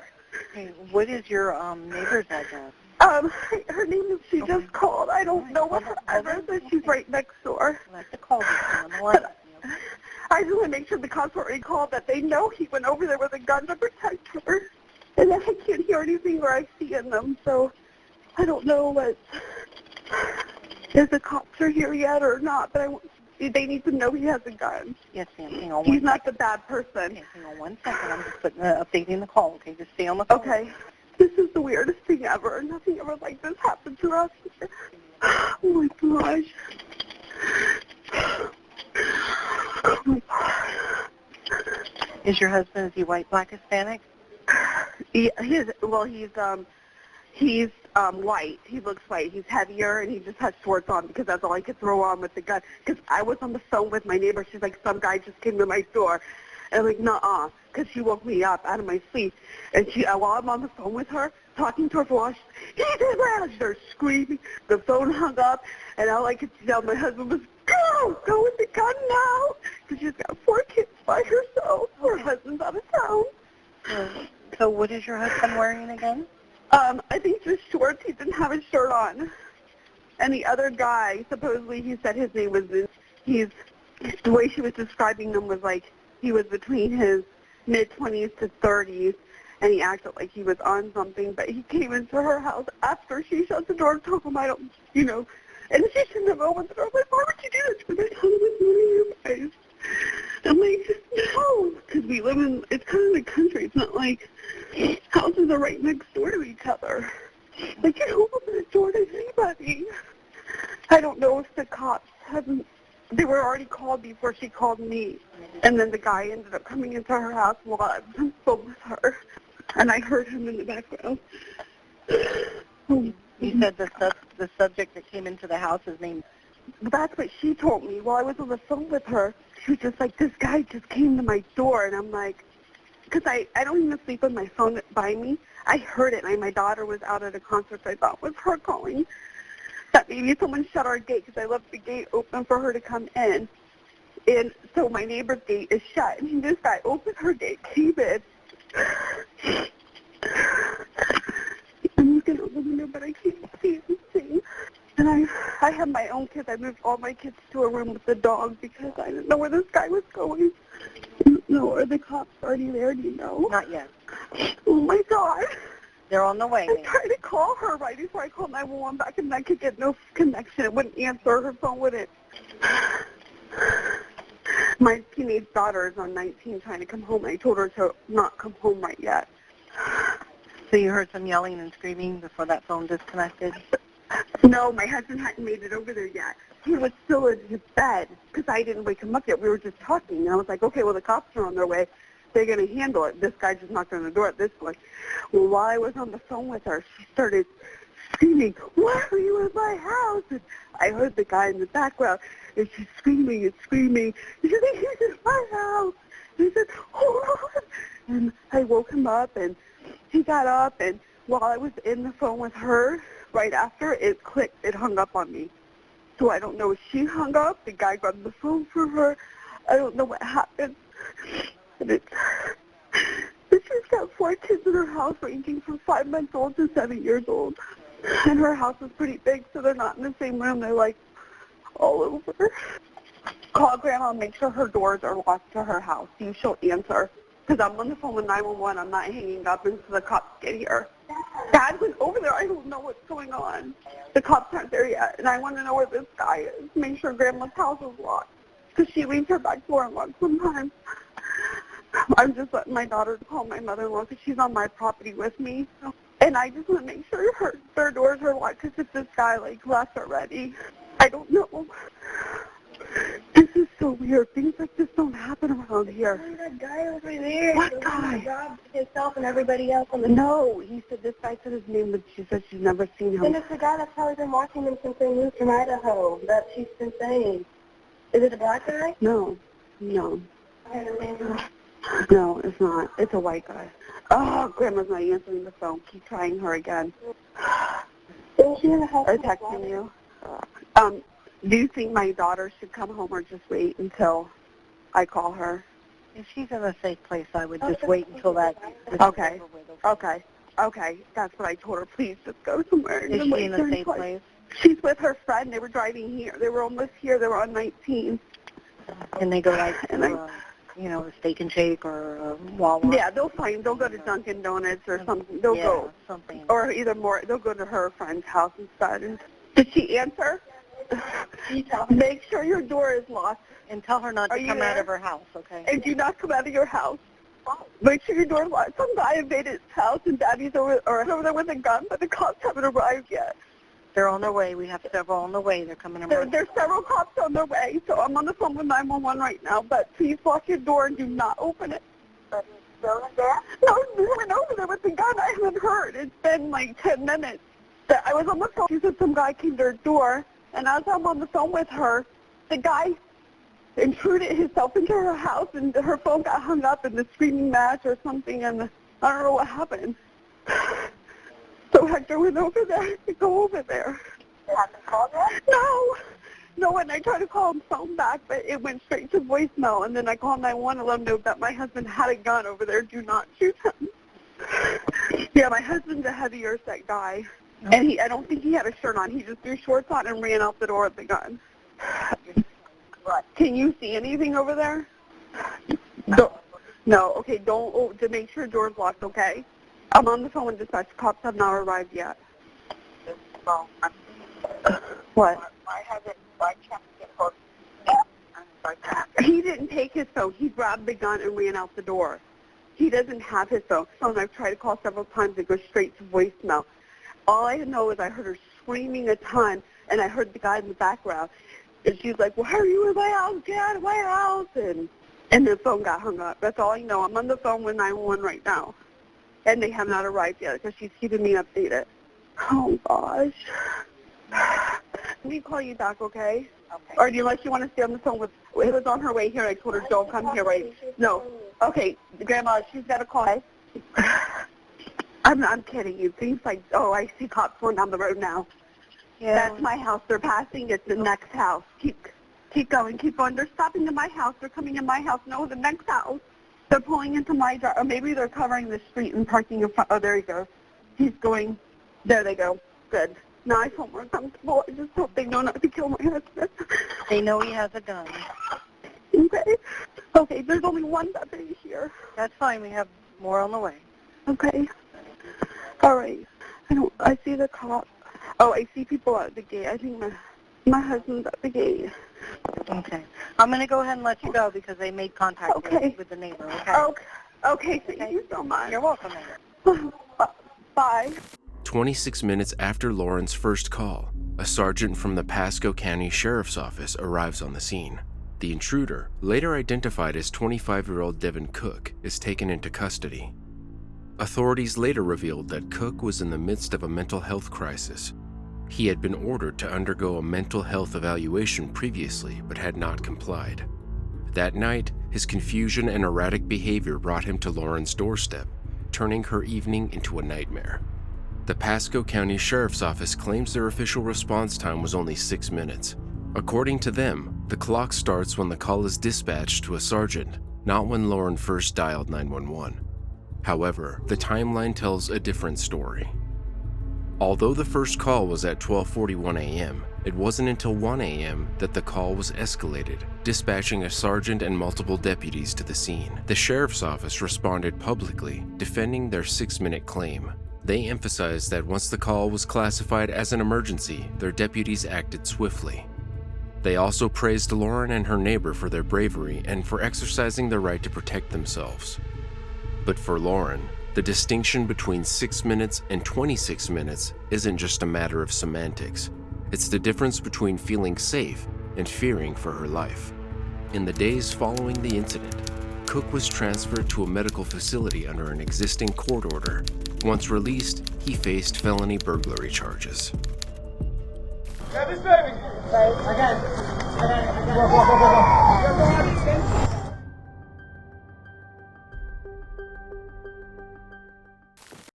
Hello. Hello? Tell me exactly what happened, ma'am. Okay. I was asleep, and my husband woke me up, and there's a fire, and There's a fire in your home? Apartment. No, there's a fire at the apartment below us. The apartment number is my husband is putting the fire, trying to, oh my gosh, I'm sorry. My husband is trying to use a fire extinguisher right now. And, so there's a fire that's below your apartment? yes, and right now it's taking over. Okay, are you still in the building? Apartment. We're standing outside right now. Okay, is everyone evacuating? What? Is everyone evacuating? Yeah, what? I can't get up there. Ma'am, I need you to speak to me. I'm sorry, what? Is everyone evacuating? Yes. Get out, please. Get out. Okay. Everybody get out. And how many floors and stories are there, ma'am? It's a three-story building. Okay, and the fire's on the second floor, is that correct? It started on the first floor and it's making its way up to the second and the third floor. Okay. Oh my God. Oh my God. Oh my God. Oh my God. All right, ma'am, we're on the way, okay? Just take a deep breath. We're on the way. Are there people or animals trapped inside the building? People are trying to evacuate right now. Please get up the house. Okay. Okay, are there any people or animals trapped inside the building, ma'am? I don't know. I know my neighbors have pets. Oh my God. Okay, are your neighbors leaving? Yes, everybody's getting out the house. Everybody get out the house! Oh my God. FD, we just arrived. Okay. All right. You said the fire's on the first floor and it's spreading up. Is that correct? Yes, it's already spreading. It's engulfed the apartment, the first floor apartment, and it's engulfed on the second and third floor. Oh my God, I don't believe it. Okay. All right. Take a deep breath. Okay, you're doing a good job. Okay. We're pulling up. Okay. Oh my God. All right. Is anyone injured, ma'am? No. Okay. All right. Like I said, the fire department's going to be there soon, okay? I'm going to stay on the line and tell you exactly what to do next. All right. Do not try to put the fire out. Do not carry out anything that is on fire. No. And I want you to meet with the first arriving emergency vehicle and inform them of anybody or any people or inside the structure, okay? Okay. All right. And if it's safe to do so, keep all bystanders away from the area. Meet the firefighters in a safe location. And once again, do not approach or enter any hazardous or dangerous areas, okay? Okay. All right. I'm trying to tell everybody to get out the house. Okay, everybody in your building is evacuating, is that correct? Yeah, people are getting out the house now. Oh my God. Okay, I don't need you to put yourself in any harm, okay? Is the sheriff's office there? Yeah, they're running through the building right now. The officer is knocking on people's doors. Okay, I need you to just go ahead and evacuate. I need you to step away from the building, okay? Let the sheriff's office handle it. I have. Oh my God, I don't believe it. Be advised, we think there's 3 people trapped on the third floor. Okay. Oh All my right, God. man. All right, I'm going to let the sheriff's office take over, okay? We're going to be there in just a few. Okay. Oh my God. All right, I'm going to let you go, okay? Okay. All right, bye-bye. Okay, caller, do you know the building number of the one that's on fire? Building. Okay, so we do have help on the way. It looks like they're going to be pulling in. Do you know if any people or animals are trapped inside? People are getting out right now, and there's animals that are trapped inside. But there's someone on the third floor. There's a person on the third floor? Yes, there's 2 people I see on the third floor, and they're trapped on their balcony. Okay, so just stay on the line. I'm going to update my units with that information. Okay. You gotta get our kids out. Okay. How many floors are there of the building? There's 3. Okay. And I know you were saying that there's also animals. Do you know how many animals or what apartment they're in? Okay, Yeah. I understand. It's okay. And my fire truck's going to be pulling in here in just a moment. I want you to let me know when you see them. And are you outside of the building? Oh no, I'm not outside. I'm inside with my kids. I'm about to get out. I'm in a different building. Okay, if you're in a different building, I just don't want you to approach or enter the one that is on fire. Okay? I hear them. They're coming. All right, so I'll go ahead and let you go. I updated them with that information about the people on the balcony, okay? Okay, thank you. Bye-bye. First responders arrived at the Orange County apartment block shortly after the 4 a.m. call. How old's your baby? She's 1? Deputy William Puzinski was patrolling nearby. After hearing a baby screaming and seeing her on the third-floor balcony, Puzinski scaled the building, rescued Sophia, the 2-year-old baby, and handed her down to his fellow deputies. Meanwhile, firefighters used ladders to rescue 7 additional people trapped in the building. About an hour later, the fire was extinguished. Miraculously, no deaths were reported, but 3 people were injured, including a child who suffered a minor burn and 2 firefighters who were also injured and transported for treatment. In the aftermath, up to 12 residents were displaced, and the complex sustained over $1 million in damages. The power to all 24 units in the building was shut off. Initial investigations found that the fire originated on the first floor, but the cause was unclear. In a touching reunion, Barbara Elamus, mother of the rescued baby, met her hero. I didn't even know he was a police officer at that point because our minds were everywhere, but I knew I couldn't jump with her, and that was the worst thing. If I had to save his life, I will, because he means the world to me right now. He's a hero, he truly is. In the sheriff's office meeting, deputies presented toys to the little girl and her siblings. Elamus's co-workers also set up a GoFundMe page to support her family's recovery from their losses. Deputy William Puzinski is now the toddler's godfather. It was late May in 2012 when 23-year-old Mark Short went out to the Cotton Tree pub in Droylsden, East Manchester. He had no way of knowing this night out would change so many lives. The mood was casual, with a few people playing pool and others taking cigarette breaks out front, but tension simmered just beyond the pub's doors. Shortly before midnight, a car passed by, and someone in the passenger seat leaned out, gesturing as if holding a gun. A voice called out from the vehicle, the words laced with menace. Mark's friends shrugged it off. Just talk, just posturing, until it wasn't. Mark Short was playing pool with his relatives when a man entered the pub wearing a mask on May 25th last year. Short was shot dead, and 3 others were injured. The man then fled the scene. People scrambled in all directions, overturning tables in their rush to escape. Some were struck by stray bullets. One person took a shot to the leg and was left hobbling to safety. But Mark never had that chance. His father, David Short, desperately tried to save him, but there was nothing more he could do. Within minutes, Mark was gone, and the attacker vanished before the full weight of what had happened settled onto the stunned crowd. Police were quick to identify suspects, and among those arrested was Dale Cregan. At the time, few outside certain parts of Manchester's criminal underworld knew his name or recognized his unusual appearance. He wore a prosthetic left eye and carried himself in a way that suggested he was used to getting his way. His circle was notorious for violence and intimidation. He stared people down until they looked away, the kind of person who always seemed ready for a fight, according to those who lived nearby. But Mark's murder was only the start. His father, deep in grief, found himself in a dangerous crosshairs, partly due to a long-standing feud between criminal groups that had spilled over repeatedly through the years. The tension boiled over a couple of months later, on a morning in August 2012. David was at his home in Clayton when gunfire and an explosion erupted. Neighbors heard a series of deafening blasts and saw smoke billowing from the property. By the time it was over, David lay dead, his killers having used both firearms and a grenade. In the aftermath, Dale Cregan went on the run, and the entire region entered a state of high alert. Rumors swirled about how he had evaded capture.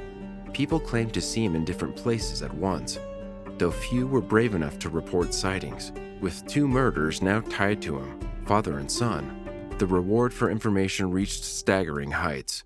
For the families of Mark and David Short, nothing could undo the horrors they had witnessed. Almost as if anticipating the net closing in, Cregan decided to set a trap on September 18th, 2012. Police emergency. Someone just threw a big concrete slab through my back window and ran off. Of the house or a car? What are we talking? No, sorry, in my back window in the house. In the house. What's the address there, please? 30 Abbey Gardens, Mosham. Did you see them? Seen one, yeah. No, I don't know. Do you know why they've done it? I haven't got a clue. So it's all one person running off? Yeah. Which way have they ran? What direction? Ran there's a field at the back, and I've just seen them running over the field. I can point it out to the officer. Your name, please? Adam. What's your second name? Archery. Right, I'll get an officer up there, have a look round, see if they can see anybody similar, and then they'll come and see you. All right, Adam? How long would it take? Do you know roughly? I know that it's not that serious. But... Well, because it's just happened, it's gone in on the priority, so that's within the hour, certainly. But okay. They'll try and get up there as soon as, if there's a possibility he's still knocking about. All right then, thanks very much. Okay. I'll wait. I'll be waiting. All right, Adam. All right, bye. The call came from a burner phone, and the address given was quiet at that hour, nothing to raise suspicion. Fiona Bone and Nicola Hughes, both unarmed, arrived on foot, expecting a routine burglary check. They had handled countless calls like this before. As they approached, the trap was already set. gunfire ripped through the air, then an explosion. Both women died at the scene. About an hour later, Cregan walked into Hyde Police Station, placed his weapon on the counter, and admitted to making the 999 call that lured them to their deaths. In the UK, most police don't carry firearms, and an ambush like this was almost unthinkable. Tributes poured in from across the nation, as did outrage. Fiona and Nicola were mourned not just as officers, but as two people who had dedicated their lives to public service, only to be senselessly killed. In the months that followed, Dale Cregan stood trial for the murders of Mark and David Short, as well as the two unarmed officers. He also faced multiple counts of attempted murder. Prosecutors laid out how these killings were part of a broader cycle of violence and gang feuds, showing that Cregan's intent was not only to eliminate rivals, but also to stir fear in the entire community. The press reported heavily on his background, remarking on the stories surrounding his missing eye and his reputation as someone who enforced his will with merciless force.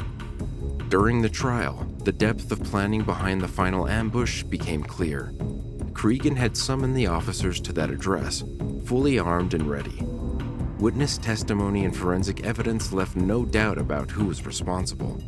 The court also heard that after the murders, Cregan surrendered because he believed he had done what he had set out to do and had no further interest in running. When the guilty verdict came, the judge imposed a whole life order, ensuring Cregan would never walk free again.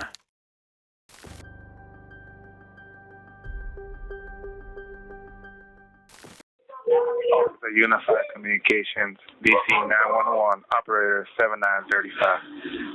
Yeah, Brentwood Shopping Center, 1309 Rhode Island Avenue. I have a person, he's 75, he's falling on the, and... What unit number is it? I'm sorry? Is it inside the business? No, outside in the parking lot. All right, we got somebody. Bear with me on the line, okay? Sure. Not bleeding at all? No, I have her daughter is here. How old is the lady? Yeah, it's her father fell down. Okay, so he's not bleeding at all, right? No. We're going to send somebody right away, okay? The fire department is across the street. Yeah, I understand. I understand that. I got to send it right away, okay? Hold a second. Sure. Where's the parking lot located? In the rear or the front? He's right across the street from the fire department. No, on Rhode Island. Where the person is, where the patient? In the parking lot in front of the nail salon. Okay, 1309 Rhode Island Avenue, Northwest? Northeast. Oh, okay. All right. We got help on the way, okay? Okay, thanks. Medrick Mills Jr. was out shopping with his daughter when he collapsed from a heart attack. In a desperate attempt to save the 77-year-old, bystanders and shopkeepers shouted for help, even entering the fire station to alert the firefighters. But their cries fell on deaf ears. Then, the 911 call just 2 minutes after Medrick collapsed was logged with an incorrect address. At 2:47 p.m., a corrected slip was created, pinpointing the accurate location.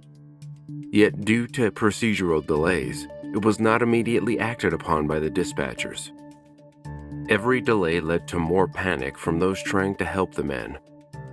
A second 911 call confirmed the correct address, and at 2:51 p.m., a fire engine was dispatched, racing towards the correct location, their sirens cutting through the air. 3 minutes later, an ambulance was dispatched too. The unit started arriving at the scene 10 minutes after Medrick's heart attack. Finally, at 3:07 p.m., the 77-year-old was transported to hospital, but the delays proved fatal. The investigation into Medrick Mills's death uncovered major failures in the emergency response system, especially at Engine House 26. The clearest problems were communication and protocol errors. Disciplinary action against 5 firefighters and 4 emergency dispatchers was taken, and Lieutenant Colleen Davis was relieved from her command, pending further disciplinary measures. due to the lack of response and miscommunication among personnel. She did an exclusive interview with WJLA. If you had known that someone was in distress across the street, I would have been over there immediately. I went to the front and I noticed that there were people there, MPD and EMS people. So you saw an ambulance across the street, you say? I saw people over there, yes. I feel bad because that's not how I am. A community meeting surrounding the incident had tempers flaring when Medrick's family members spoke up. My sister doesn't have a father. My cousins don't have an uncle. Because of the lack.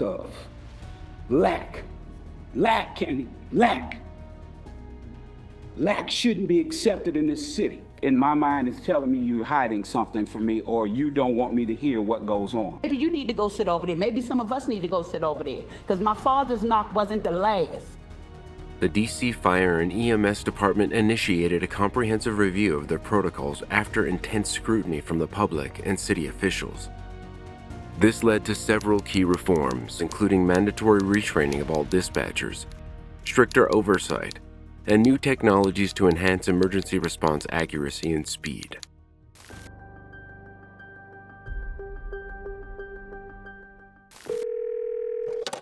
Late on a Saturday night, Melissa Dowdy wakes up to an overwhelming smell of gasoline. Her call to 911 reveals a chilling truth. Her home, with her family inside, is minutes away from being set on fire. Okay, caller, what is the emergency? We just woke up to a can of gasoline in the middle of our bedroom floor, and my husband went outside to see if anyone was around, and the young man that goes to school with my son was driving away on his bike with one of my son's book bags. Okay. And we would like to go confront this child, and we don't want to do it without a cop. Okay. Just a second. I'll update the call. One moment. Because apparently we had received another 911 call from your address. I don't know if you got disconnected or what. That's weird. Just a second. Okay, what is your last name? And your first name? Are you white, black, or Hispanic? White. It's just some of the questions we have to ask that. And your date of birth? And was this person staying over at your house? So he wasn't. Okay. He asked to go to an event with us yesterday, and we said no. So my husband woke up. I woke him up and said we smell gas. Ran outside. Our back garage door was open and our gate, and my husband physically caught him leaving our property. Okay. I mean, he literally had to break into our house. All right. And what is the name of the person? Is he white, black, or Hispanic? He's white, and he has a handicap with his arm and his leg. You know about how old he is? Yes, baby. I told him he rides a bicycle. And what do you mean by he has handicap on his arm and leg? What do you mean by that? He walks with a thing with his leg. And what color is the bicycle? Good question. Do you know the color of his bike?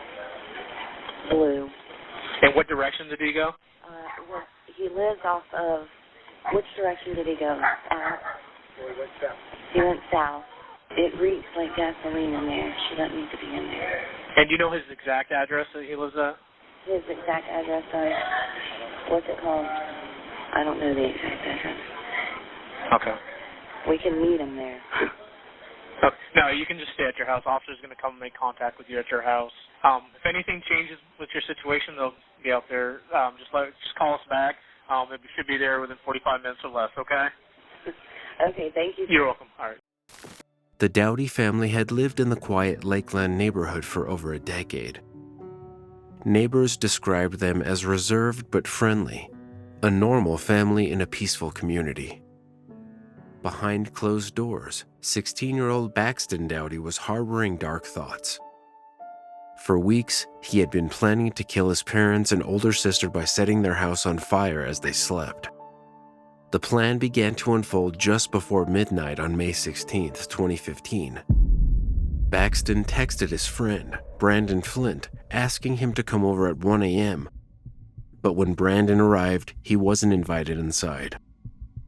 Instead, Baxton met him outside and handed over a black bag filled with a few personal items, earbuds, a phone charger, and 2 stuffed animals. Keepsakes he said he wanted to remember his family by. While his friend waited outside, the teen went back into the house. He poured gasoline through his parents' bedroom and other parts of the home, creating a trail meant to block any chance of escape. But when he tried to ignite the fuel, the sock he used as a makeshift torch wouldn't catch fire. The commotion woke his mother, and Baxton abandoned the plan, fleeing back to his bedroom. When deputies arrived, Baxton tried to shift the blame, claiming Brandon had broken into the house and should be charged with burglary.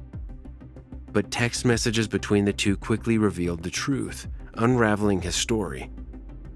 And once the 16-year-old was faced with the evidence, he confessed. Baxton told detectives he felt overwhelmed by stress, adjusting to a new school, struggling with grades, and dealing with puberty.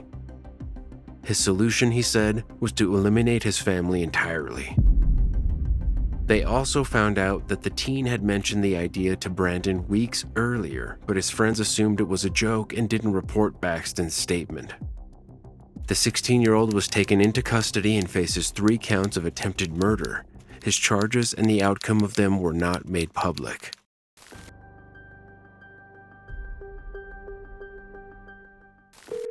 911 location emergency.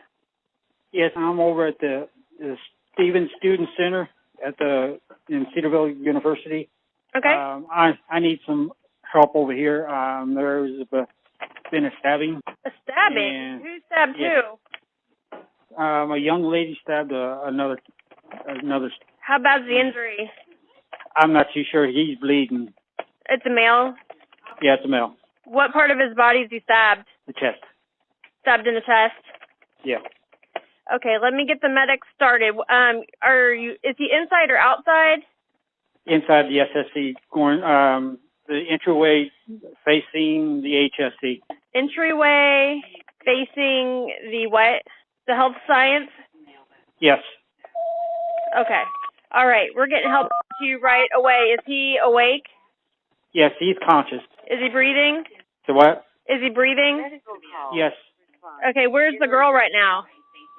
She's in front of me right now. Okay, is she being cooperative with you? Yeah, she's sitting on the ground. What's her name? I'm not too sure. Okay. All right. Does she have any more weapons? No. So what had happened? Like what provoked this? I'm not too sure. You would have to ask him and ask her. Okay. Campus safety is coming to you as fast as they can, and so are medics. Okay. Please just flag them down. I'm going to stay on the line with you until they're there. Okay, I see campus safety right now. Okay, perfect. There's... Okay, yeah, are they right there with you? No. I'm trying to flag them down. Okay. Is he still awake? Yeah, he's still conscious. Okay. Yeah, they're here right now. Okay. All right, I'll let you go then. All right, bye. Bye. The incident happened around 8 a.m. on the Cedarville University campus.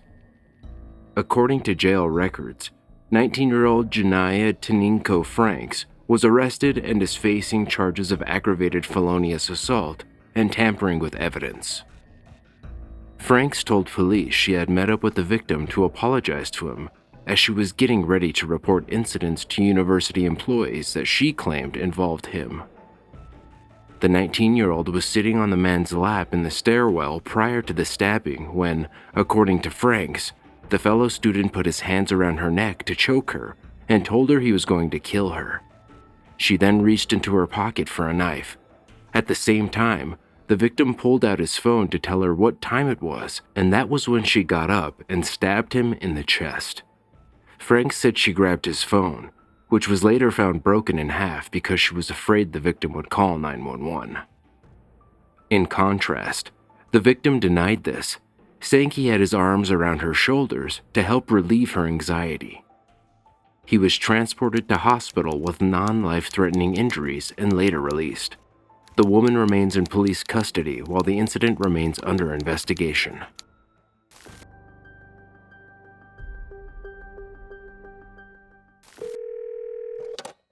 A Florida woman frantically called for help when a man stole her car with her toddler inside.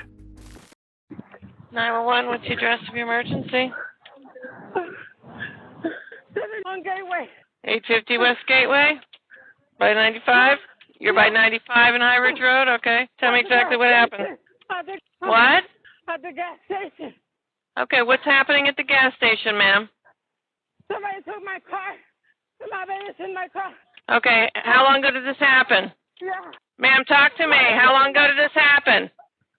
My baby's Ma'am, are you talking to an officer or... Ma'am, how long ago did this happen? Just occurred. Ma'am, I need you to talk to me. What happened? She's talking to somebody. I don't know who she's talking to. Ma'am. What is? Ma'am. Hello? Black. Ma'am, are you talking to me or somebody else? I need the police. I need the cops. Yes, ma'am. How long ago did this happen? Oh, my God. 5 minutes? Okay. And did you see who... Okay, somebody else is on the phone. No. Are you talking to... Okay. Are you talking to an officer? Okay. Which way did the vehicle go? A what? Which way did the vehicle go? I don't know. Probably... Towards 95, she believes south. Did you see the direction it went on 95? Yeah. Okay. Did you see it go south? She saw it go south on 95. Oh, okay. Your black Kia Sportage. Do you know the year or the tag? Remember the tag? Okay, ma'am. We have most. Hurry up, please. Okay, ma'am. We have all the police officers are en route. Okay. The person that took your vehicle. Did you see what he looked like? Probably like a... Okay. Okay. And how old is your baby? 2-year-old male? Yeah. Okay, we have an officer pulling up. Do you see the officer? What? Wave the officer down, ma'am.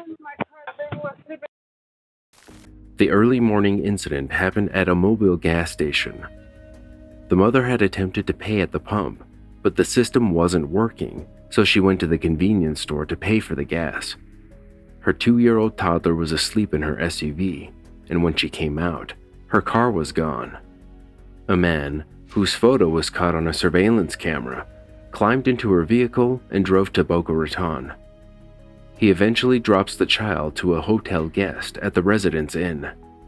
The child was safe and unharmed, and the SUV was found abandoned near the town center mall. 33-year-old Amadis Hernandez was arrested and charged with kidnapping, grand theft of a motor vehicle, and grand theft. Hernandez remains behind bars without bond.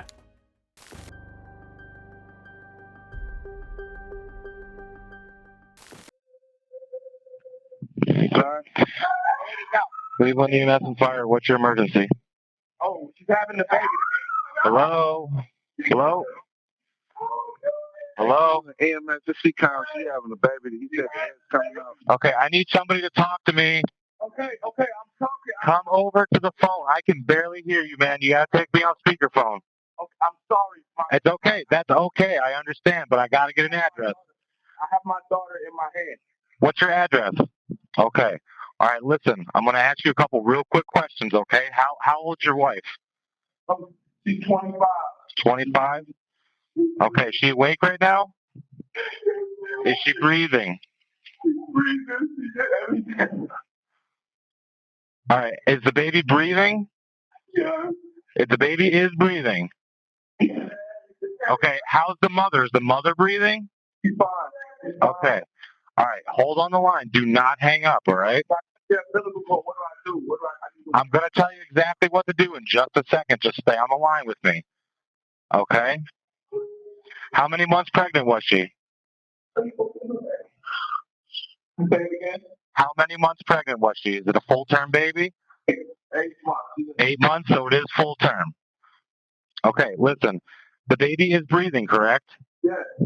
Okay, I want you to gently wipe off the baby's mouth and his nose, dry the baby off with a clean towel, and then I want you to wrap the baby in a clean, dry towel. Okay, you got one of those? Yeah. All right, cover the baby's head, but not its face. Okay. Okay, without pulling the cord tight, put the baby in the mother's arms or on her belly. All right, be sure the cord is not wrapped around the baby's neck. Yes, sir. All right, be sure to keep the baby and the mother warm, okay? Yes, sir. Okay, you got that? You got the towel? I'm grabbing it now. Okay, good. You're doing good. You're doing a good job. Okay, sir. You still there? Hold on. How long ago did the baby come out? Just now? Yeah. Okay. Is it a boy or a girl, sir? It's a girl. Congratulations. Thank you. You got it wrapped up in the towel, sir?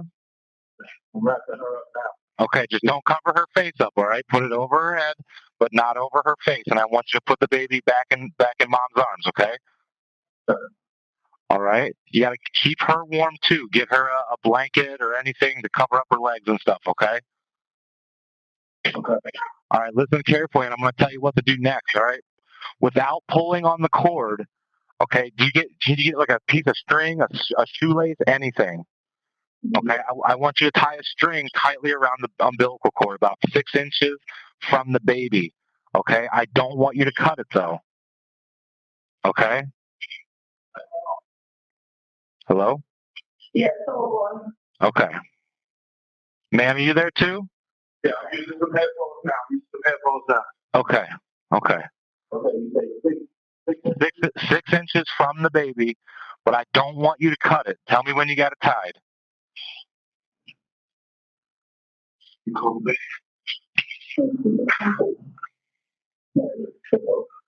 paramedics and the fire department are both on their way. They're almost there, okay? Okay. You got it tied? You got it tied? Now I'm supposed to tie it tight? Tie it tight. 6 inches off the baby. Tie it tight, but don't cut it. All right, now I don't want you to pull on the cord, okay? The afterbirth is going to deliver soon. All right, tell me if anything changes. All right, the afterbirth isn't out yet, is it? I don't know what that is, sir. You would know it if you saw it. Has anything else come out of her besides the baby? No, just the baby. Okay, it's just the baby? Okay, so the afterbirth isn't out yet, okay? But it's important for you to watch the baby and the mother, make sure they're both all right, okay? I want you to use a blanket to keep the mother warm. If anything changes, I need you to tell me immediately, okay? Okay, I will. Okay, do they need to get buzzed into your building? Yeah, on the way. I hear them not. Yeah. Do they have to get buzzed in? Is there a certain number or anything they have to dial? Yeah. They have to hit. Okay. All right, you're doing a good job, okay? Just take a deep breath for me. You're doing a good job, man. You really are. Great job.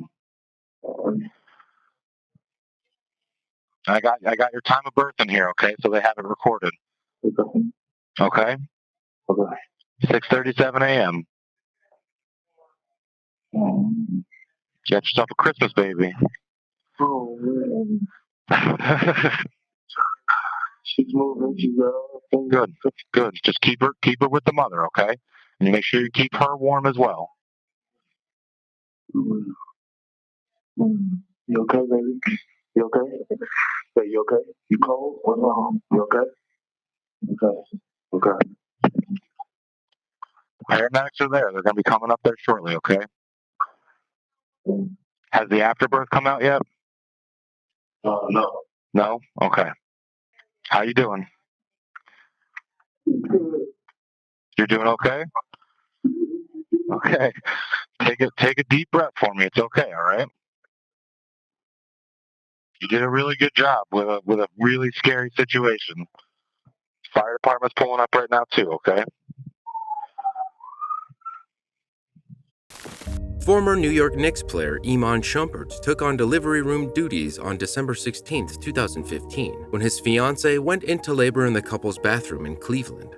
Shumpert's fiancée, recording artist Tiana Taylor, posted a photo of the couple's daughter on social media after it happened, along with an explanation. She wrote, "It took 2 10-count pushes with my fiancée playing doctor, and she entered this world into his bare hands.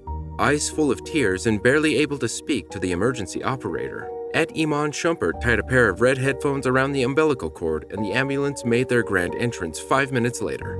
She opened her eyes right away, gazed into mine, and never cried. He handed her to me wrapped in our bath towel and wiped her face for me to see what love really is." Taylor wrote that the baby's birth was a surprise, as she didn't know she was in labor until she felt the baby's head. Healthy little Junie was born at 6:42 a.m. in their bath. For more True 911 calls, watch this episode next.